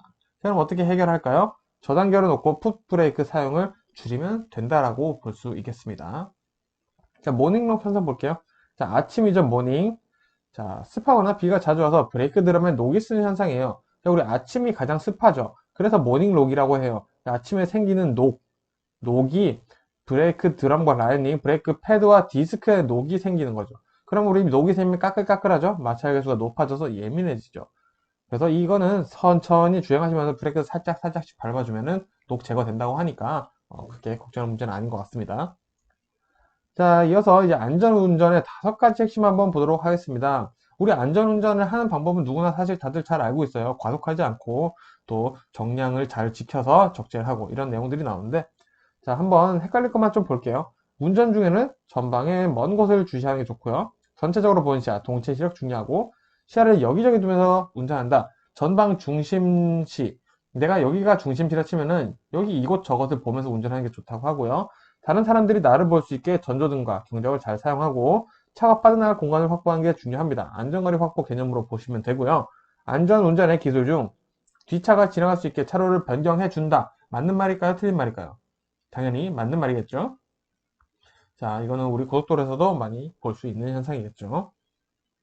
자, 그리고 우리 배출가스로 보는 고장 유무 한번 보도록 하겠습니다. 시험에 진짜 자주 나와요. 자, 일단 무색, 청색은 정상입니다. 이 무색, 청색 정상이고요. 검은색이 나온다. 자, 농후한 혼합가스로 인해 불안전 연소되고 있는 상태예요. 검은색은 불안전 연소다. 이렇게 해서 일단 이거 2개만 외울 거고요. 원인은 뭐냐? 초크, 에어클리너, 엘리먼트, 연료장치가 고장나서 그럴 수 있다. 이거 같이 알아두시고요. 자, 요번 배출가스가 백색, 흰색으로 나올 때가 있어요. 왜냐? 다량의 엔진 오일이 실린더 위로 올라와서 연소 중이기 때문이에요. 그래서 요 원인은 뭐냐? 헤드 게스킷이 파손됐거나 OLC에 노후되었거나 피스톤이 마모된 경우에 배출가스가 흰색일 수 있다. 외워두시면 되겠습니다. 자, 그리고 우리 타이어 마모에 영향을 주는 요소 볼 건데요. 사실 우리 이 정도는 생각해보면 다 알 수가 있는데 문제는 뭐냐? 1번이에요. 자, 타이어의 공기압인데 이거를 잘 안 외워두시면 시험에 대기압 이런 식으로 나올 수 있습니다. 아, 그럼 무슨 내 압력이었던 것 같은데 그렇게 하다가 헷갈려서 틀리는 경우가 종종 있더라고요. 그래서 조심하시고요. 우리 커브나 커브길 같은 경우에는 우리가 차가 왼쪽으로 돌게 되면 왼쪽 바퀴에 무게가 쏠리겠죠. 그래서 타이어에 마모 영향을 줄 수 있다. 이렇게 이해를 해주시면 될 것 같고, 나머지는 뭐 충분히 이해가 되시죠? 자, 그러면 이제 계절별 유의사항 한번 보겠습니다.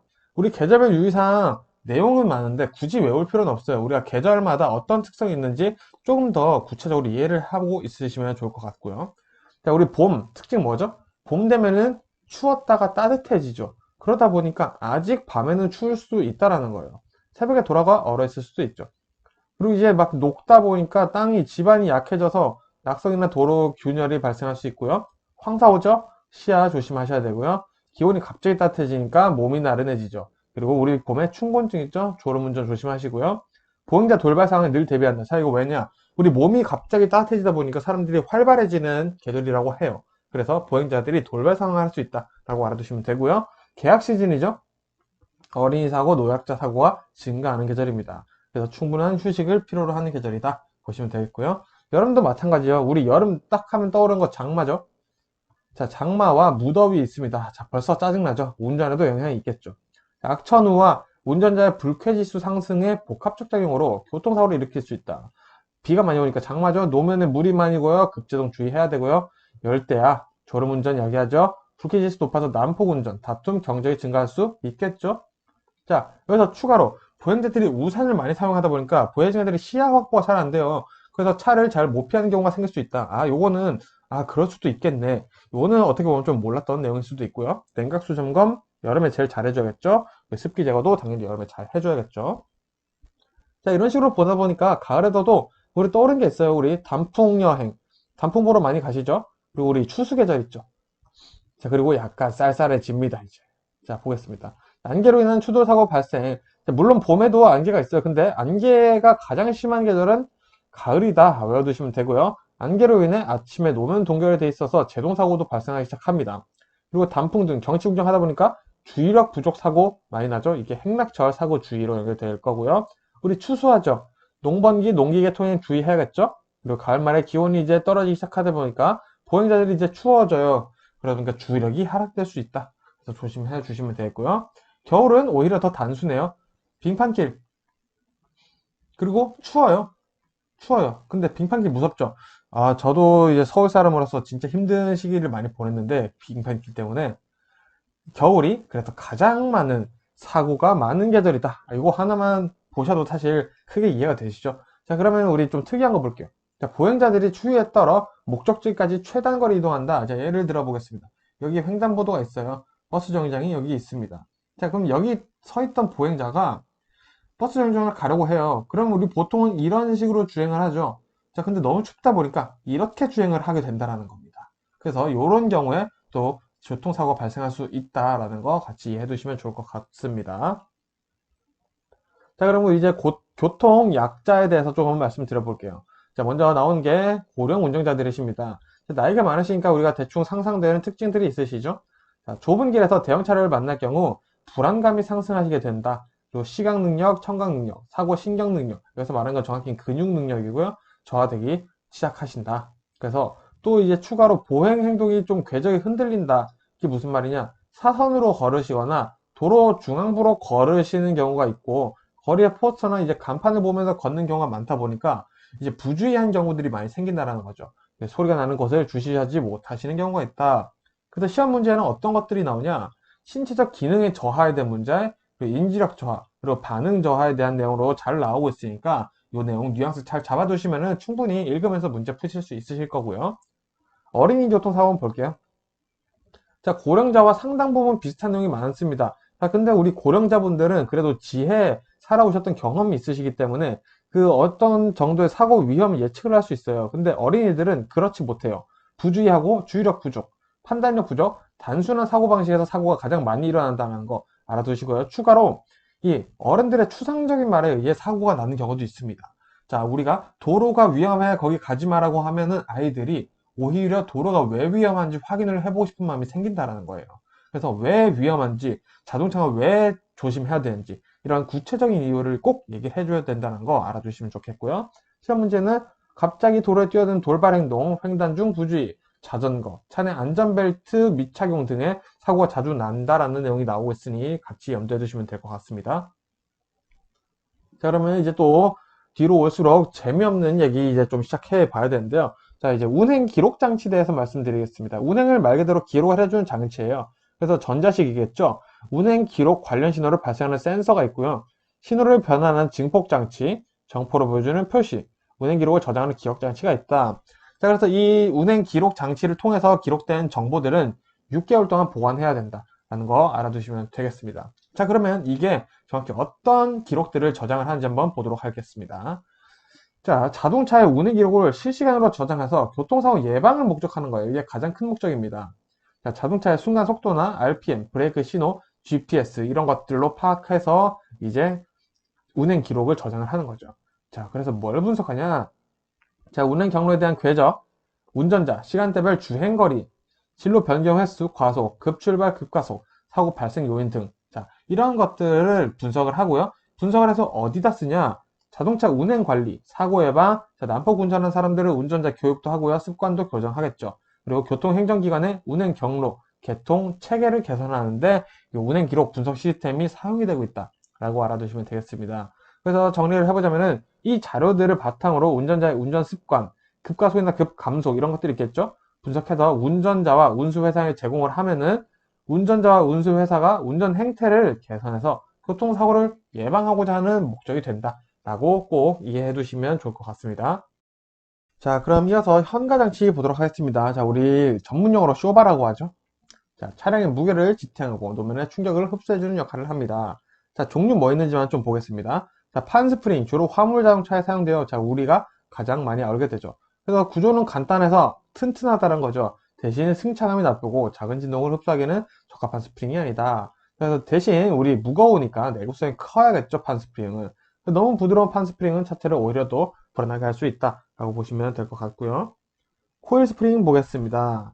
자, 코일의 상단 차체에 부착하고 하단은 차륜에 간접 연결된다. 자, 이렇게 되어 있고요. 주로 승용차에 사용되는 게 코일 스프링이다. 이걸 알아두시면 될 것 같고요.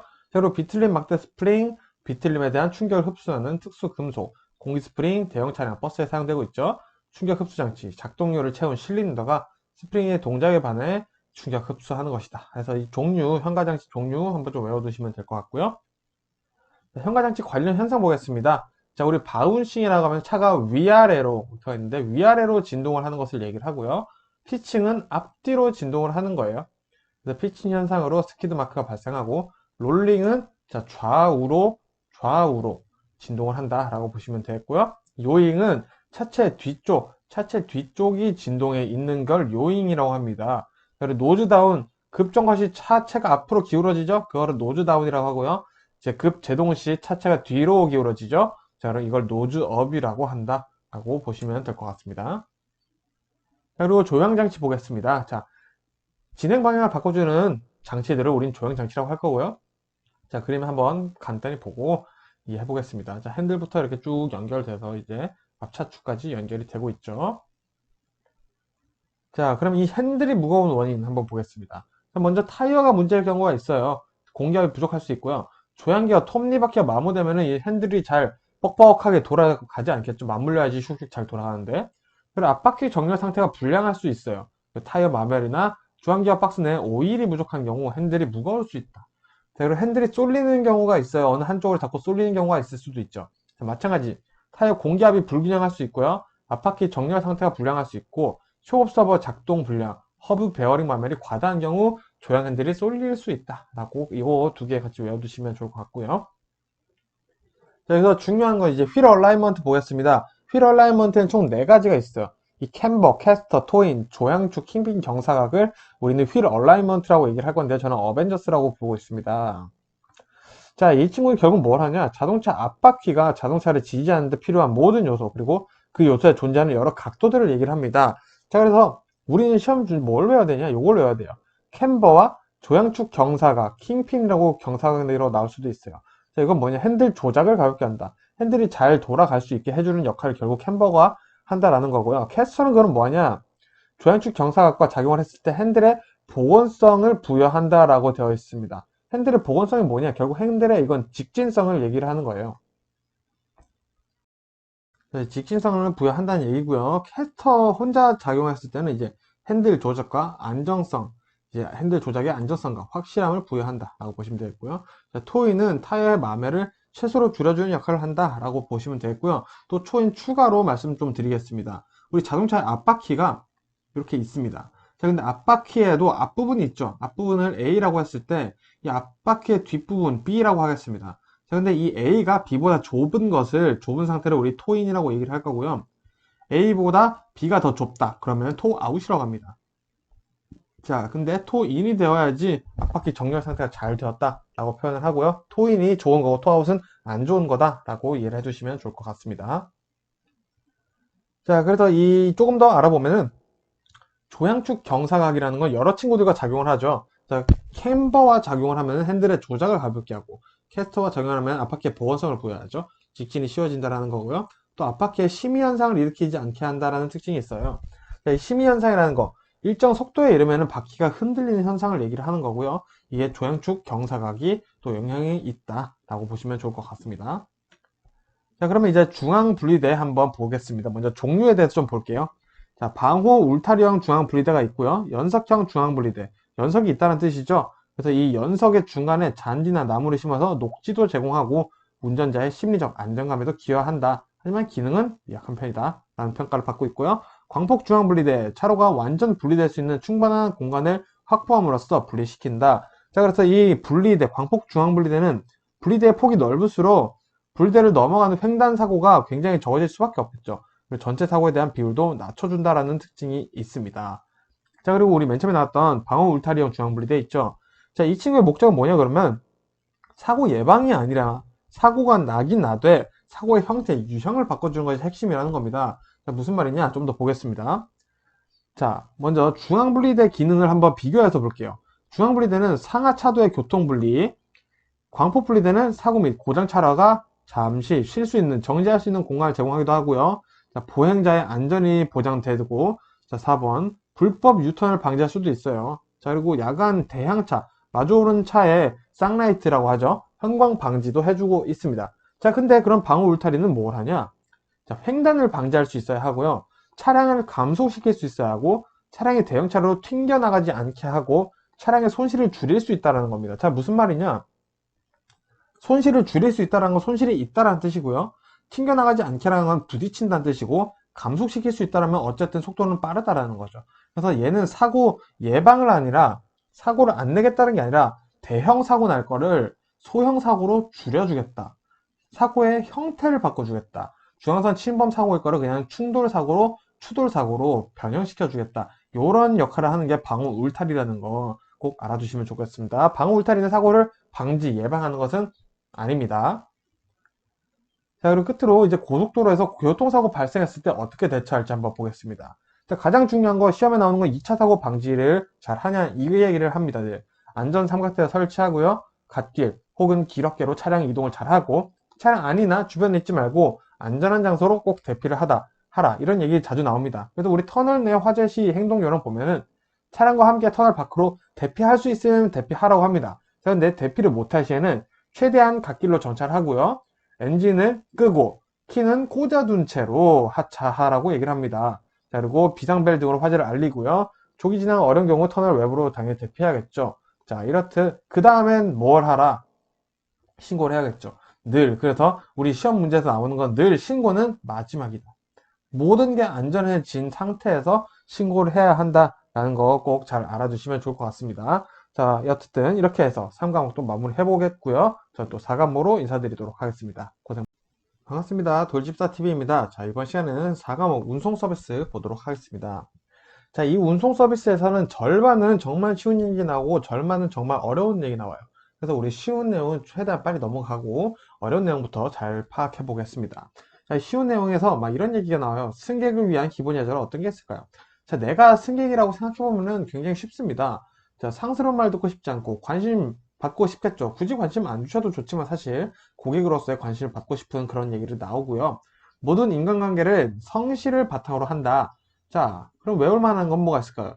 승계의 결점을 지적을 해도 된다? 된다. 대신 진지한 충고와 격려로 해야 된다. 그리고 약간의 어려움을 감수하는 것이 좋은 인간관계를 유지할 수 있는 방법이다. 자, 이런 내용들이 좀 나오고요. 자, 그리고 서비스의 특징 7가지. 이런 거는 좀 외워놔야겠죠. 자, 먼저 무형성. 눈에 보이지 않는 거죠. 그리고 동시성. 생산과 동시에 소비가 일어나요. 그래서 재고가 없어요. 그리고 인적 의존성. 서비스는 사람에 의존하죠. 왜? 서비스는 사람이 사람에게 주는 거죠. 그래서 소멸성. 공급하는 동시에 사라지고요. 무소유권. 서비스는 누리는 것이지 가지는 것이 아니다. 변동성, 상황, 시간, 사람에 따라 서비스는 변할 수 있고요. 다양성. 승객 개개인의 욕구와 감정이 다르기 때문에 다양한 서비스가 존재할 수밖에 없다 봐주시면 되겠습니다. 자, 그리고 승객이 원하는 것 7가지 한번 정리해 볼게요. 자, 기억되고 싶고 환영받고 싶고 관심받고 싶고 편안하고 싶고 존경받고 싶고 중요한 사람으로 인식되길 바라고 기대와 욕구를 수용하고 인정되길 바란다. 자, 요거 그냥 한번 들어만 둬두셔도 그냥 넘어가도 될 것 같습니다. 자, 그러면 직업관에 대한 얘기가 살짝 나오는데 좀 보겠어요. 자, 직업은 3가지 의미를 가지고 있습니다. 경제적 의미, 경제적 의미란 삶을 영위, 일할 기회, 경제생활, 내가 밥을 먹어야 되죠. 이런 밥을 먹을 수 있는 행위를 할 수 있게 해주는 게 경제적 의미고요. 사회적 의미, 내가 일을 하면서 인간관계, 사회 발전 기업, 업무 분담, 사회 공헌을 수행한다라고도 볼 수 있겠죠. 그리고 심리적 의미는 나의 보람, 긍지, 소명의식, 자아실현, 사명감 실현 뭐 이런 것들이 이제 해당한다라고 보시면 될 것 같습니다. 자, 조금만 더 구체적으로 보겠습니다. 자, 바람직한 직업관은 뭐냐 그러면 소명의식이 있고요. 사회 구성원이라는 의식이 있고 미래지향적으로 난 전문 능력 중심의 직업관이다 라는 게 있고요. 바람직하지 못한 직업관은 생계의지용, 귀속적, 학연, 지연에 의존하거나 차별적, 육체노동직은 뭐 무시한다거나 이런 행동, 그리고 폐쇄적 직업관, 신분이나 성별로 개인 능력을 차단하는 것. 자, 이거는 바람직하지 못한 직업관이다 라는 거 알아두시면 되고요. 자, 이제부터 좀 이제 외워야 되는 재미없는 내용 좀 보겠습니다. 자, 물류에 대해서 좀 볼게요. 자, 물류라는 것은 공급자로부터 생산자, 유통업자를 거쳐 최종 소비자에게 가는 재화의 흐름을 우리는 물류라고 얘기를 하죠. 그래서 이 물류라는 거 잘 이해를 해 두시고요. 자, 물류 관리는 뭘까요? 이 흐름을 위해서 계획, 실행, 통제할 땐 통제를 하는 활동 전부를 물류 관리라고 얘기를 합니다. 그래서 이 물류를 위해서 필요한 거는 수송, 포장, 보관, 하역, 정보 기능이 있을 거고요. 기본적으로 물류라는 것은 시간적, 장소적, 수량적, 품질적, 가격적, 인적 기능, 사람이 행해야 하는 이런 내용들을 담고 있다라고 알아두시면 되겠습니다.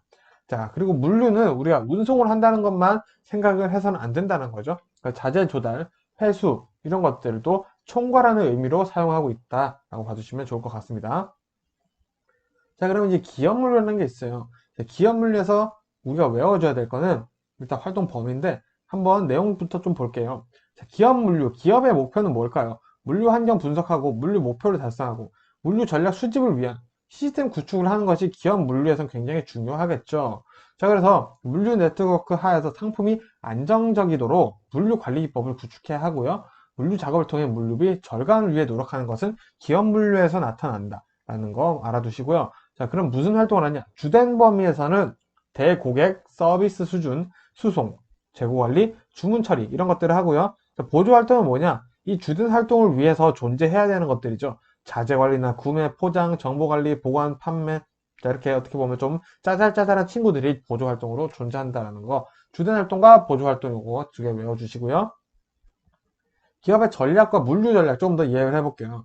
자, 이거를 우리는 사실은 SCM이라고도 볼 수 있어요. 자, 기업은 이유는 돈 벌려고 하는 거죠. 목표를 전략으로 세우고 비전 수립까지 해야겠죠. 이를 위해서는 소비자, 공급자, 경쟁사, 기업의 요소까지 이제 고려를 해줘야 되는 시대가 왔다라는 겁니다. 그래서 이 물류 전략을 잘 펼치면은 물류 비용 절감, 자본 절감, 서비스 개선까지도 이루어질 수 있다는 거죠. 그래서 이거를 이제 전략적 물류 관리, SCM이다 라고 얘기를 할 건데 업무 처리를 향상하고 품질, 서비스 품질 향상, 서비스 증대, 원가 절감을 위해 실행한다 라고 있다는 이 개념 자체를 이해를 해주시면 될 것 같습니다. 그래서 정리해보자면은 기업은 이윤 추구와 모든 부분에서의 비용 절감, 서비스 개선, 위해서 모든 행위를 하고 있다라는 것을 이해를 하고 계시는 게 문제를 푸시는데 문제를 보고 읽더라도 풀어내실 수 있다라는 거 잘 이해해 주시기 바랍니다. 자, 그러면 이제 기본적인 물류 시스템들에 대해서 한번 얘기를 해보겠습니다. 우리 아까 말했었던 거 물류 시스템은 물류를 하기 위해서 존재하는 거죠. 운송, 보관, 유통가공, 포장, 하역, 정보관리 이런 것들이 있어요. 자, 이런 것들 너무 많잖아요. 그래서 우리 하나의 독립된 시스템으로 관리를 하자라고 등장한 게 물류 시스템이죠. 그래서 비용과 서비스 수준 사이에는 수학체감 법칙이 작용합니다. 자, 왜? 물류 서비스 수준이 올라가면은 물류 비용도 올라갈 수밖에 없어요. 그래서 뭐 물류 시스템이 잘 돼 있다, 서비스가 좋다 그러면은 그 물류 자체에도 비싸질 수밖에 없다라는 얘기를 하고 있는 거고요. 그래서 물류 시스템은 결국 말 그대로 시스템이죠. 반복적인 기능을 가능하겠죠. 그리고 이 물류 시스템의 목적은 그럼 뭐다? 결국 3SL1이다. 자, 뭐냐? 빠른 운송, 스피드 운송, 안전한 운송, 세이프 운송, 정확한 운송, sure, 그리고 모든 비용의 절감, low, 낮은 모든 비용을 낮춰주는 이 3S1L 정책을 하고 있다라는 거 이거 같이 이해해 주시면 좋을 것 같습니다. 물류 시스템의 구성 중에 이제 수송과 배송 조금 더 알아볼게요. 자, 수송이라고 하는 것은 우리가 멀리서 멀리 가는 겁니다. 그래서 장거리 대량 화물 이동을 하거나 이 거점과 거점을 연결해 주는 거죠. 그리고 지역 간이더라도 우리 화물의 이동이 가능하고요. 한 개의 목적지에서 1회 한 번만 가는 걸 우리는 수송이라고 합니다. 그런데 우리 배송은 뭐라고 하죠? 단거리 소량 화물들이에요. 그래서 여기도 가고 이렇게 여기로 쭉쭉 뻗어져 나가는 이런 것들을 우리는 배송의 개념으로 잡아주시면 되겠죠. 그래서 이 기업의 고객에게 물건을 보내는 행위를 우리는 배송이라고 보시면 될 것 같습니다. 그래서 지역 내 화물의 이동이 보통은 자주 일어나지만 뭐 지역 간의 화물도 일어나는 추세이고요.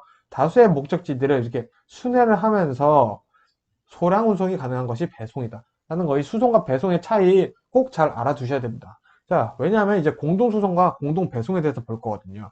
자, 그럼 공동 수송이라는 거는 결국 우리가 수송을 다 같이 하는 거예요. 자, 그러다 보니까 장점이 물류시설 및 인원의 축소 가능하고요. 영업용 트럭이 이용이 많아집니다. 그리고 운임 요금이 어느 정도 적정화가 되고 있다는 장점이 있습니다. 대신 단점, 다 같이 하다 보니까 기업 비밀 누출에 대한 우려가 있어요. 그리고 서비스 차별화의 한계가 있고요. 서비스 수준이 저하될 수도 있어요. 서비스를 굉장히 잘하는 회사 같았으면은 잘하고 있었는데 못하는 회사랑 같이 공동을 하다 보니까 서비스 수준이 낮아질 수도 있다는 거죠. 관리도 잘 안 되고. 자, 그래서 이런 단점이 공동 수송이 있고요. 공동 배송 보면은 당연히 장점은 수송 효율이 향상되겠습니다. 차량 기사의 효율적 활용과 안정된 수송 시장 확보, 그리고 네트워크 경제 효과, 교통 혼잡 완화, 환경 오염 방지 외 우리가 옛날에는 뭐 조그마한 거 하나 옮기려고 해도 막 얘도 가고 했었는데 그냥 뭐 이 동네에 갈 사람 있으면 얘가 배송해 이런 식으로 공동 배송이 되니까 교통 혼잡도 좀 줄고 환경 오염 방지도 된다는 거죠. 대신 단점, 배송 순서 조절이 어려워요. 그래서 이거 잘 해야겠죠. 물량 파악이 어렵습니다. 얼마나만 할지 당장 예측이 안 되는 거죠. 그리고 이 공동 배송을 위해서는 종업원 교육과 훈련을 해야 되는데 이 시간 그리고 이 돈이 많이 든다는 겁니다. 그래서 이런 단점이 공동 배송이 있다 봐주시면 되고요. 자, 이제 물류의 역사 아닌 역사를 한번 좀 또 보도록 하겠습니다. 자, 물류의 진행 과정을 한번 볼게요. 자, 1970년대죠. 경영 정보 시스템이 등장합니다. 보관과 수송을 신속해서 주문 처리 시간을 줄이겠다 단순히. 그래서 인간과 컴퓨터의 첫 번째 결합을 한 게 경영 정보 시스템입니다. 자, 근데 80년대, 90년대로 오면서 전사적 자원 관리를 해요. 전체적인 자원 관리를 하겠다는 거죠. 정보 기술을 이용해서 로지스틱스 활동이 이루어진다. 발음이 어렵네요. 로지스틱스 활동이 이루어진다. 이게 뭐냐? 인적, 물적 자원을 활용해서 기업의 경쟁력을 강화하겠다는 행동이 지금부터 시작됐다는 거죠. 자, 그리고 90년대 중반 이후부터 공급망 관리라는 게 시작됩니다. 자, 리드타임 감축을 목표로 재고를 최적화한다라는 게 있습니다. 자, 리드타임이 뭐냐? 자, 우리 뭐 생산지라고 치겠습니다. 생산지 소비자. 자, 여기까지 가는데 일주일이 걸려요. 그러면은 이 일주일을 리드타임이라고 얘기를 하는 겁니다. 즉, 이 생산부터 소비자에게 도착한, 물건이 도착하는 것까지를 여기 물류에서는 리드타임이라고 얘기를 하고 있다는 걸 일단 알아두시면 되고요. 자, 그리고 중요한 것 좀 보면은, 자, 공급망 관리로 인해 배송기간이 최소화, 리드타임이 줄었다는 얘기죠. 그리고 반송, 환불 서비스 기능이 갖춰지기 시작했다. 라고 보시면 되겠습니다. 그러면서도 중요한 거, 자, 관계 있는 기업들이 이제 협력을 추구하는 거예요. 자, 공급부터 최종 소비자까지 이르는데 누구는 배송을 하고 누구는 만들겠죠. 자, 이런 회사들이 다 같이 모여서 야, 우리 정보 좀 공유하자. 우리 다 같이 한번 해보자. 이렇게 하는 공동 전략이 공급망 관리 1990년대 중반 이후부터 시작되었다라고 보시면 좋을 것 같습니다. 그래서 정리해보자면은 1970년 등장한 게 유통수송, 보관, 이제 인간과 컴퓨터의 결합 상태를 경영 정보 시스템이라 보고요. 전사적 자원 관리, 자 이제 로지스틱스가 등장했습니다. 자 기업 경영의 효율을 도모하기 시작했다. 효율 도모. 자 공급망 관리는 자 구매 정보, 서비스 정보 흐름 등 모든 것을 관리하기 시작했다. 기업끼리 협력하기 시작했다. 자 이것도 같이 봐주시면 되겠습니다. 자 그리고 이제 물류 관리 원칙 7R 원칙 있죠. 7R 요거 아니고요. 자 라이트. 자 뭐가 좋냐 그러면은 자 좋은 품질, 좋은 양, 정량, 적시, 적소, 그리고 좋은 인상, 좋은 가격, 좋은 상품이죠. 그리고 적당한 양, 좋은 양이죠. 적당한 시간, 필요한 시간에 도착을 했냐 이거고요. 적당한 장소, 좋은 장소, 보관할 장소가 잘 있냐 이런 얘기죠. 그리고 3S1L 아까 말했죠. 스피디, 빠르게, 세이프티, 안전하게, 슈얼리, 확실하게, 모든 비용에서 비용은 낮게, 로우. 자, 요 얘기 있습니다. 자, 그리고 삼자 물류에 대한 내용을 좀 이제 보겠습니다. 자, 삼자 물류라는 건 쉽게 말씀드리겠습니다. 아웃소싱 주는 거예요. 자, 어떤 기업이 있어요. 자, A라는 기업이 있는데 물류비가 너무 많이 드는 거예요. 그래서 내가 물류비 내가 직접 안 하면 안 되나 하고 물류 회사한테 외주를 주는 거예요. 요게 삼자 물류가 될 수도 있고요. 다른 경우가 또 있어요. 기업이 내가 그냥 자회사, 계열사를 하나 더 만들자. 그래서 물류 자회사를 하나 만들어 버리는 거예요. 그래서 요 상황도 제3자 물류라고 합니다. 즉 물류하는 대신 더 다른 데 집중할 수 있겠죠. 자, 요거를 이제 우리 제3자 물류의 개념이라 볼 수 있는데 좀 더 볼게요. 자, 물류 효율의 한계가 오거나 물류 산업 성장을 위해하거나 위해하는 상황에서 이제 제3자를 이용해서 물류를 진행하려고 하는 것이 확대되는 추세다. 그래서 요것을 우리는 제3자 물류, 제3자에게 물류를 맡긴다. 아웃소싱 주는 거죠. 그래서 제3자 물류다 라고 이해를 해주시면 되겠습니다. 자, 이 제3자 물류를 도입함으로써 화주기업의 기대 효과가 있어요. 기업이 여러 곳에 공급망을 구축할 수 있고요. 자, 물류를 내가 직접 안 하다 보니까 고객 서비스를 위해 집중할 수 있겠죠. 그리고 고정 투자비를 없애므로 경기 변동, 물동량 변동에 대처할 수 있다. 왜? 일이 있는 만큼만 내가 비용을 내면 되니까 고정 투자비는 없어지겠죠? 그래서 요 기대 효과도 같이 봐주시면 되겠고요. 자, 제 4자 물류 보겠습니다. 자, 3자 물류 업그레이드 버전일까요? 자, 맞죠? 자, 4자 물류는 LLP라고 시험에 나올 수도 있고요. 3자 물류보다 업그레이드 된 건 맞아요. 그래서 3자 물류의 모든 기능을 하고 있는데 추가된 게 있습니다.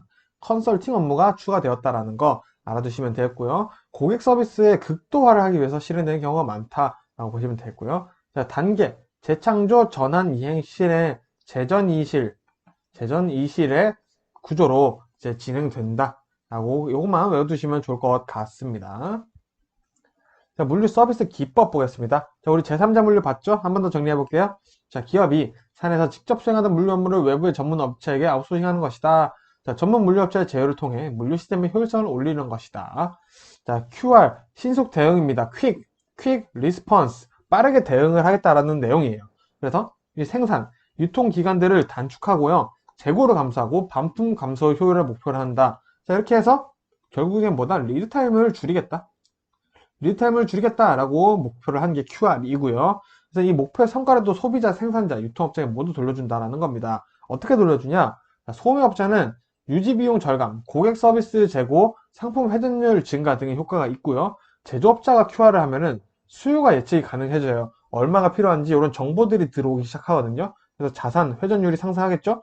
자, 소비자 입장은 뭐냐? 상품이 다양해져요. 자, 우리의 요구, 소비자의 요구들이 기업들이 즉각적인 피드백을 내놓기 시작했습니다. 자, 그러면 상품이 다양해지고요. 품질은 더 좋아지겠죠? 낮은 소비자 가격 획득한다. 왜? 이 QR을 통해서 기업들이 경쟁을 더 빨리 하기 시작하는 거죠. 소비자가 지금 이 초콜릿 맛없대. 그러면 더 맛을 빨리 바꾸려고 하는 빨리 대응을 하자. 즉, 이 신속대응은 뭐다? 소비자의 반응을 최대한 빨리 대응한다. 퀵 리스폰스. 빨리 대응한다. 라고 개념 잡아두시면 될 것 같고요. ECR 보겠습니다. 효율적 고객 대응이에요. ECR은 소비자 만족, 고객 만족에 초점을 두고 공급망 관리에 효율성을 극대화 목표하고 있습니다. 자, 무슨 말이냐?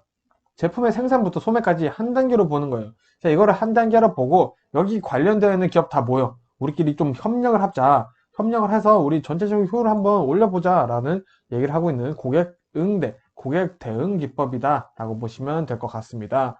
자, 요 ECR의 장점, 기업끼리만 협력을 할 수 있냐? 그렇지 않죠.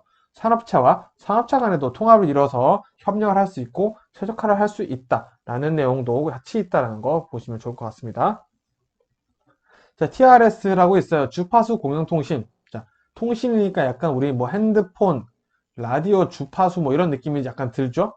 자, 맞습니다. 자, 중계국에서 할당된 여러 개의 채널을 공동으로 사용하는 무전기 시스템이래요. 무전기 시스템. 자, 그러면 어디 쓰냐? 화물 추적 통신망 시스템으로 물류 관리에 많이 사용되고 있다고 합니다. 음성 통화나 TRS 데이터 통신 등에 활용하고 있고요. 자, 배차 지시나 작업 지시, 차량 위치 추적에 용이한 것이보다 TRS다. 자, 요거 잘 외워두셔야겠죠? 자, 그래서 이 TRS 덕분에 배송의 정확한 추적과 도착 시간의 정확한 추정이 가능해지고 있고요. 왜 배송이 지연됐는지, 배송 지연 사유, 왜 그렇는지 원인 분석들을 하여서 표준 운행 시간을 만들어서 여기서 어디까지 가는 데는 보통 이 정도 시간이 걸린다 라는 거를 만들 수 있는 게 바로 TRS 덕분이라는 거죠. 추가로 TRS를 통해서 고장난 차량이나 자꾸 지연되는 차량들을 분석해서 차량을 재배치할 수 있는 것도 가능하다라고 유추해서 이해하실 수가 있겠죠. 자, 마지막입니다. 통합 판매 물류 생산 시스템, 칼스죠, 칼스. 자, 이건 뭐냐? 제조업체가 이제 생산, 유통, 거래 등을 하잖아요. 자, 이런 과정을 이제 컴퓨터로 연결하는 겁니다. 그래서 컴퓨터로 연결해서 이 정보들을 기업 간 혹은 국가 간에 공유를 할 수 있는 시스템이에요. 자, 그래서 굉장히 지금 우리 범위가 넓다. 범위가 넓죠? 이 정보를 받는 범위가 굉장히 넓어요. 그래서 가장 큰 범위를 가지고 있는 것이 이제 칼스다라고 이해를 해주시면 되겠고요. 자, 그러면 기업의 입장에서는 품질 향상, 비용 절감, 신속 처리가 가능하겠죠. 이런 정보들을 얻음으로써. 자, 그래서 이 칼스가 중요한 이유는 뭐냐? 지금 우리 정보화 시대가 되고 있죠. 그래서 기업 경영에 아주 필요한 필수 요소가 되고 있습니다. 과다 서류나 기술 자료, 중복을 줄이고 업무 처리 절차도 축소시켜주는 아주 중요한 역할을 하고 있다 봐주시면 될 것 같고요. 이 카스를 도입함으로써 생기는 효과는 기업의 비용 절감, 조직 간 정보 공유, 신속한 정보 전달, 제품 생산 시간 단축이겠죠. 자, 이 효과로서 우리가 얻어낼 수 있는 것들이 무엇이겠다라고 생각을 하면서 문제를 보신다면은 아마 금방 풀어내실 수가 있을 겁니다. 자, 이렇게 해서 저는 뭐 마무리 하겠고요. 또 이제 기출문제로 또 인사드리면서 공부 잘 해서 기출문제 같이 풀어보도록 하겠습니다. 고생 많으셨습니다.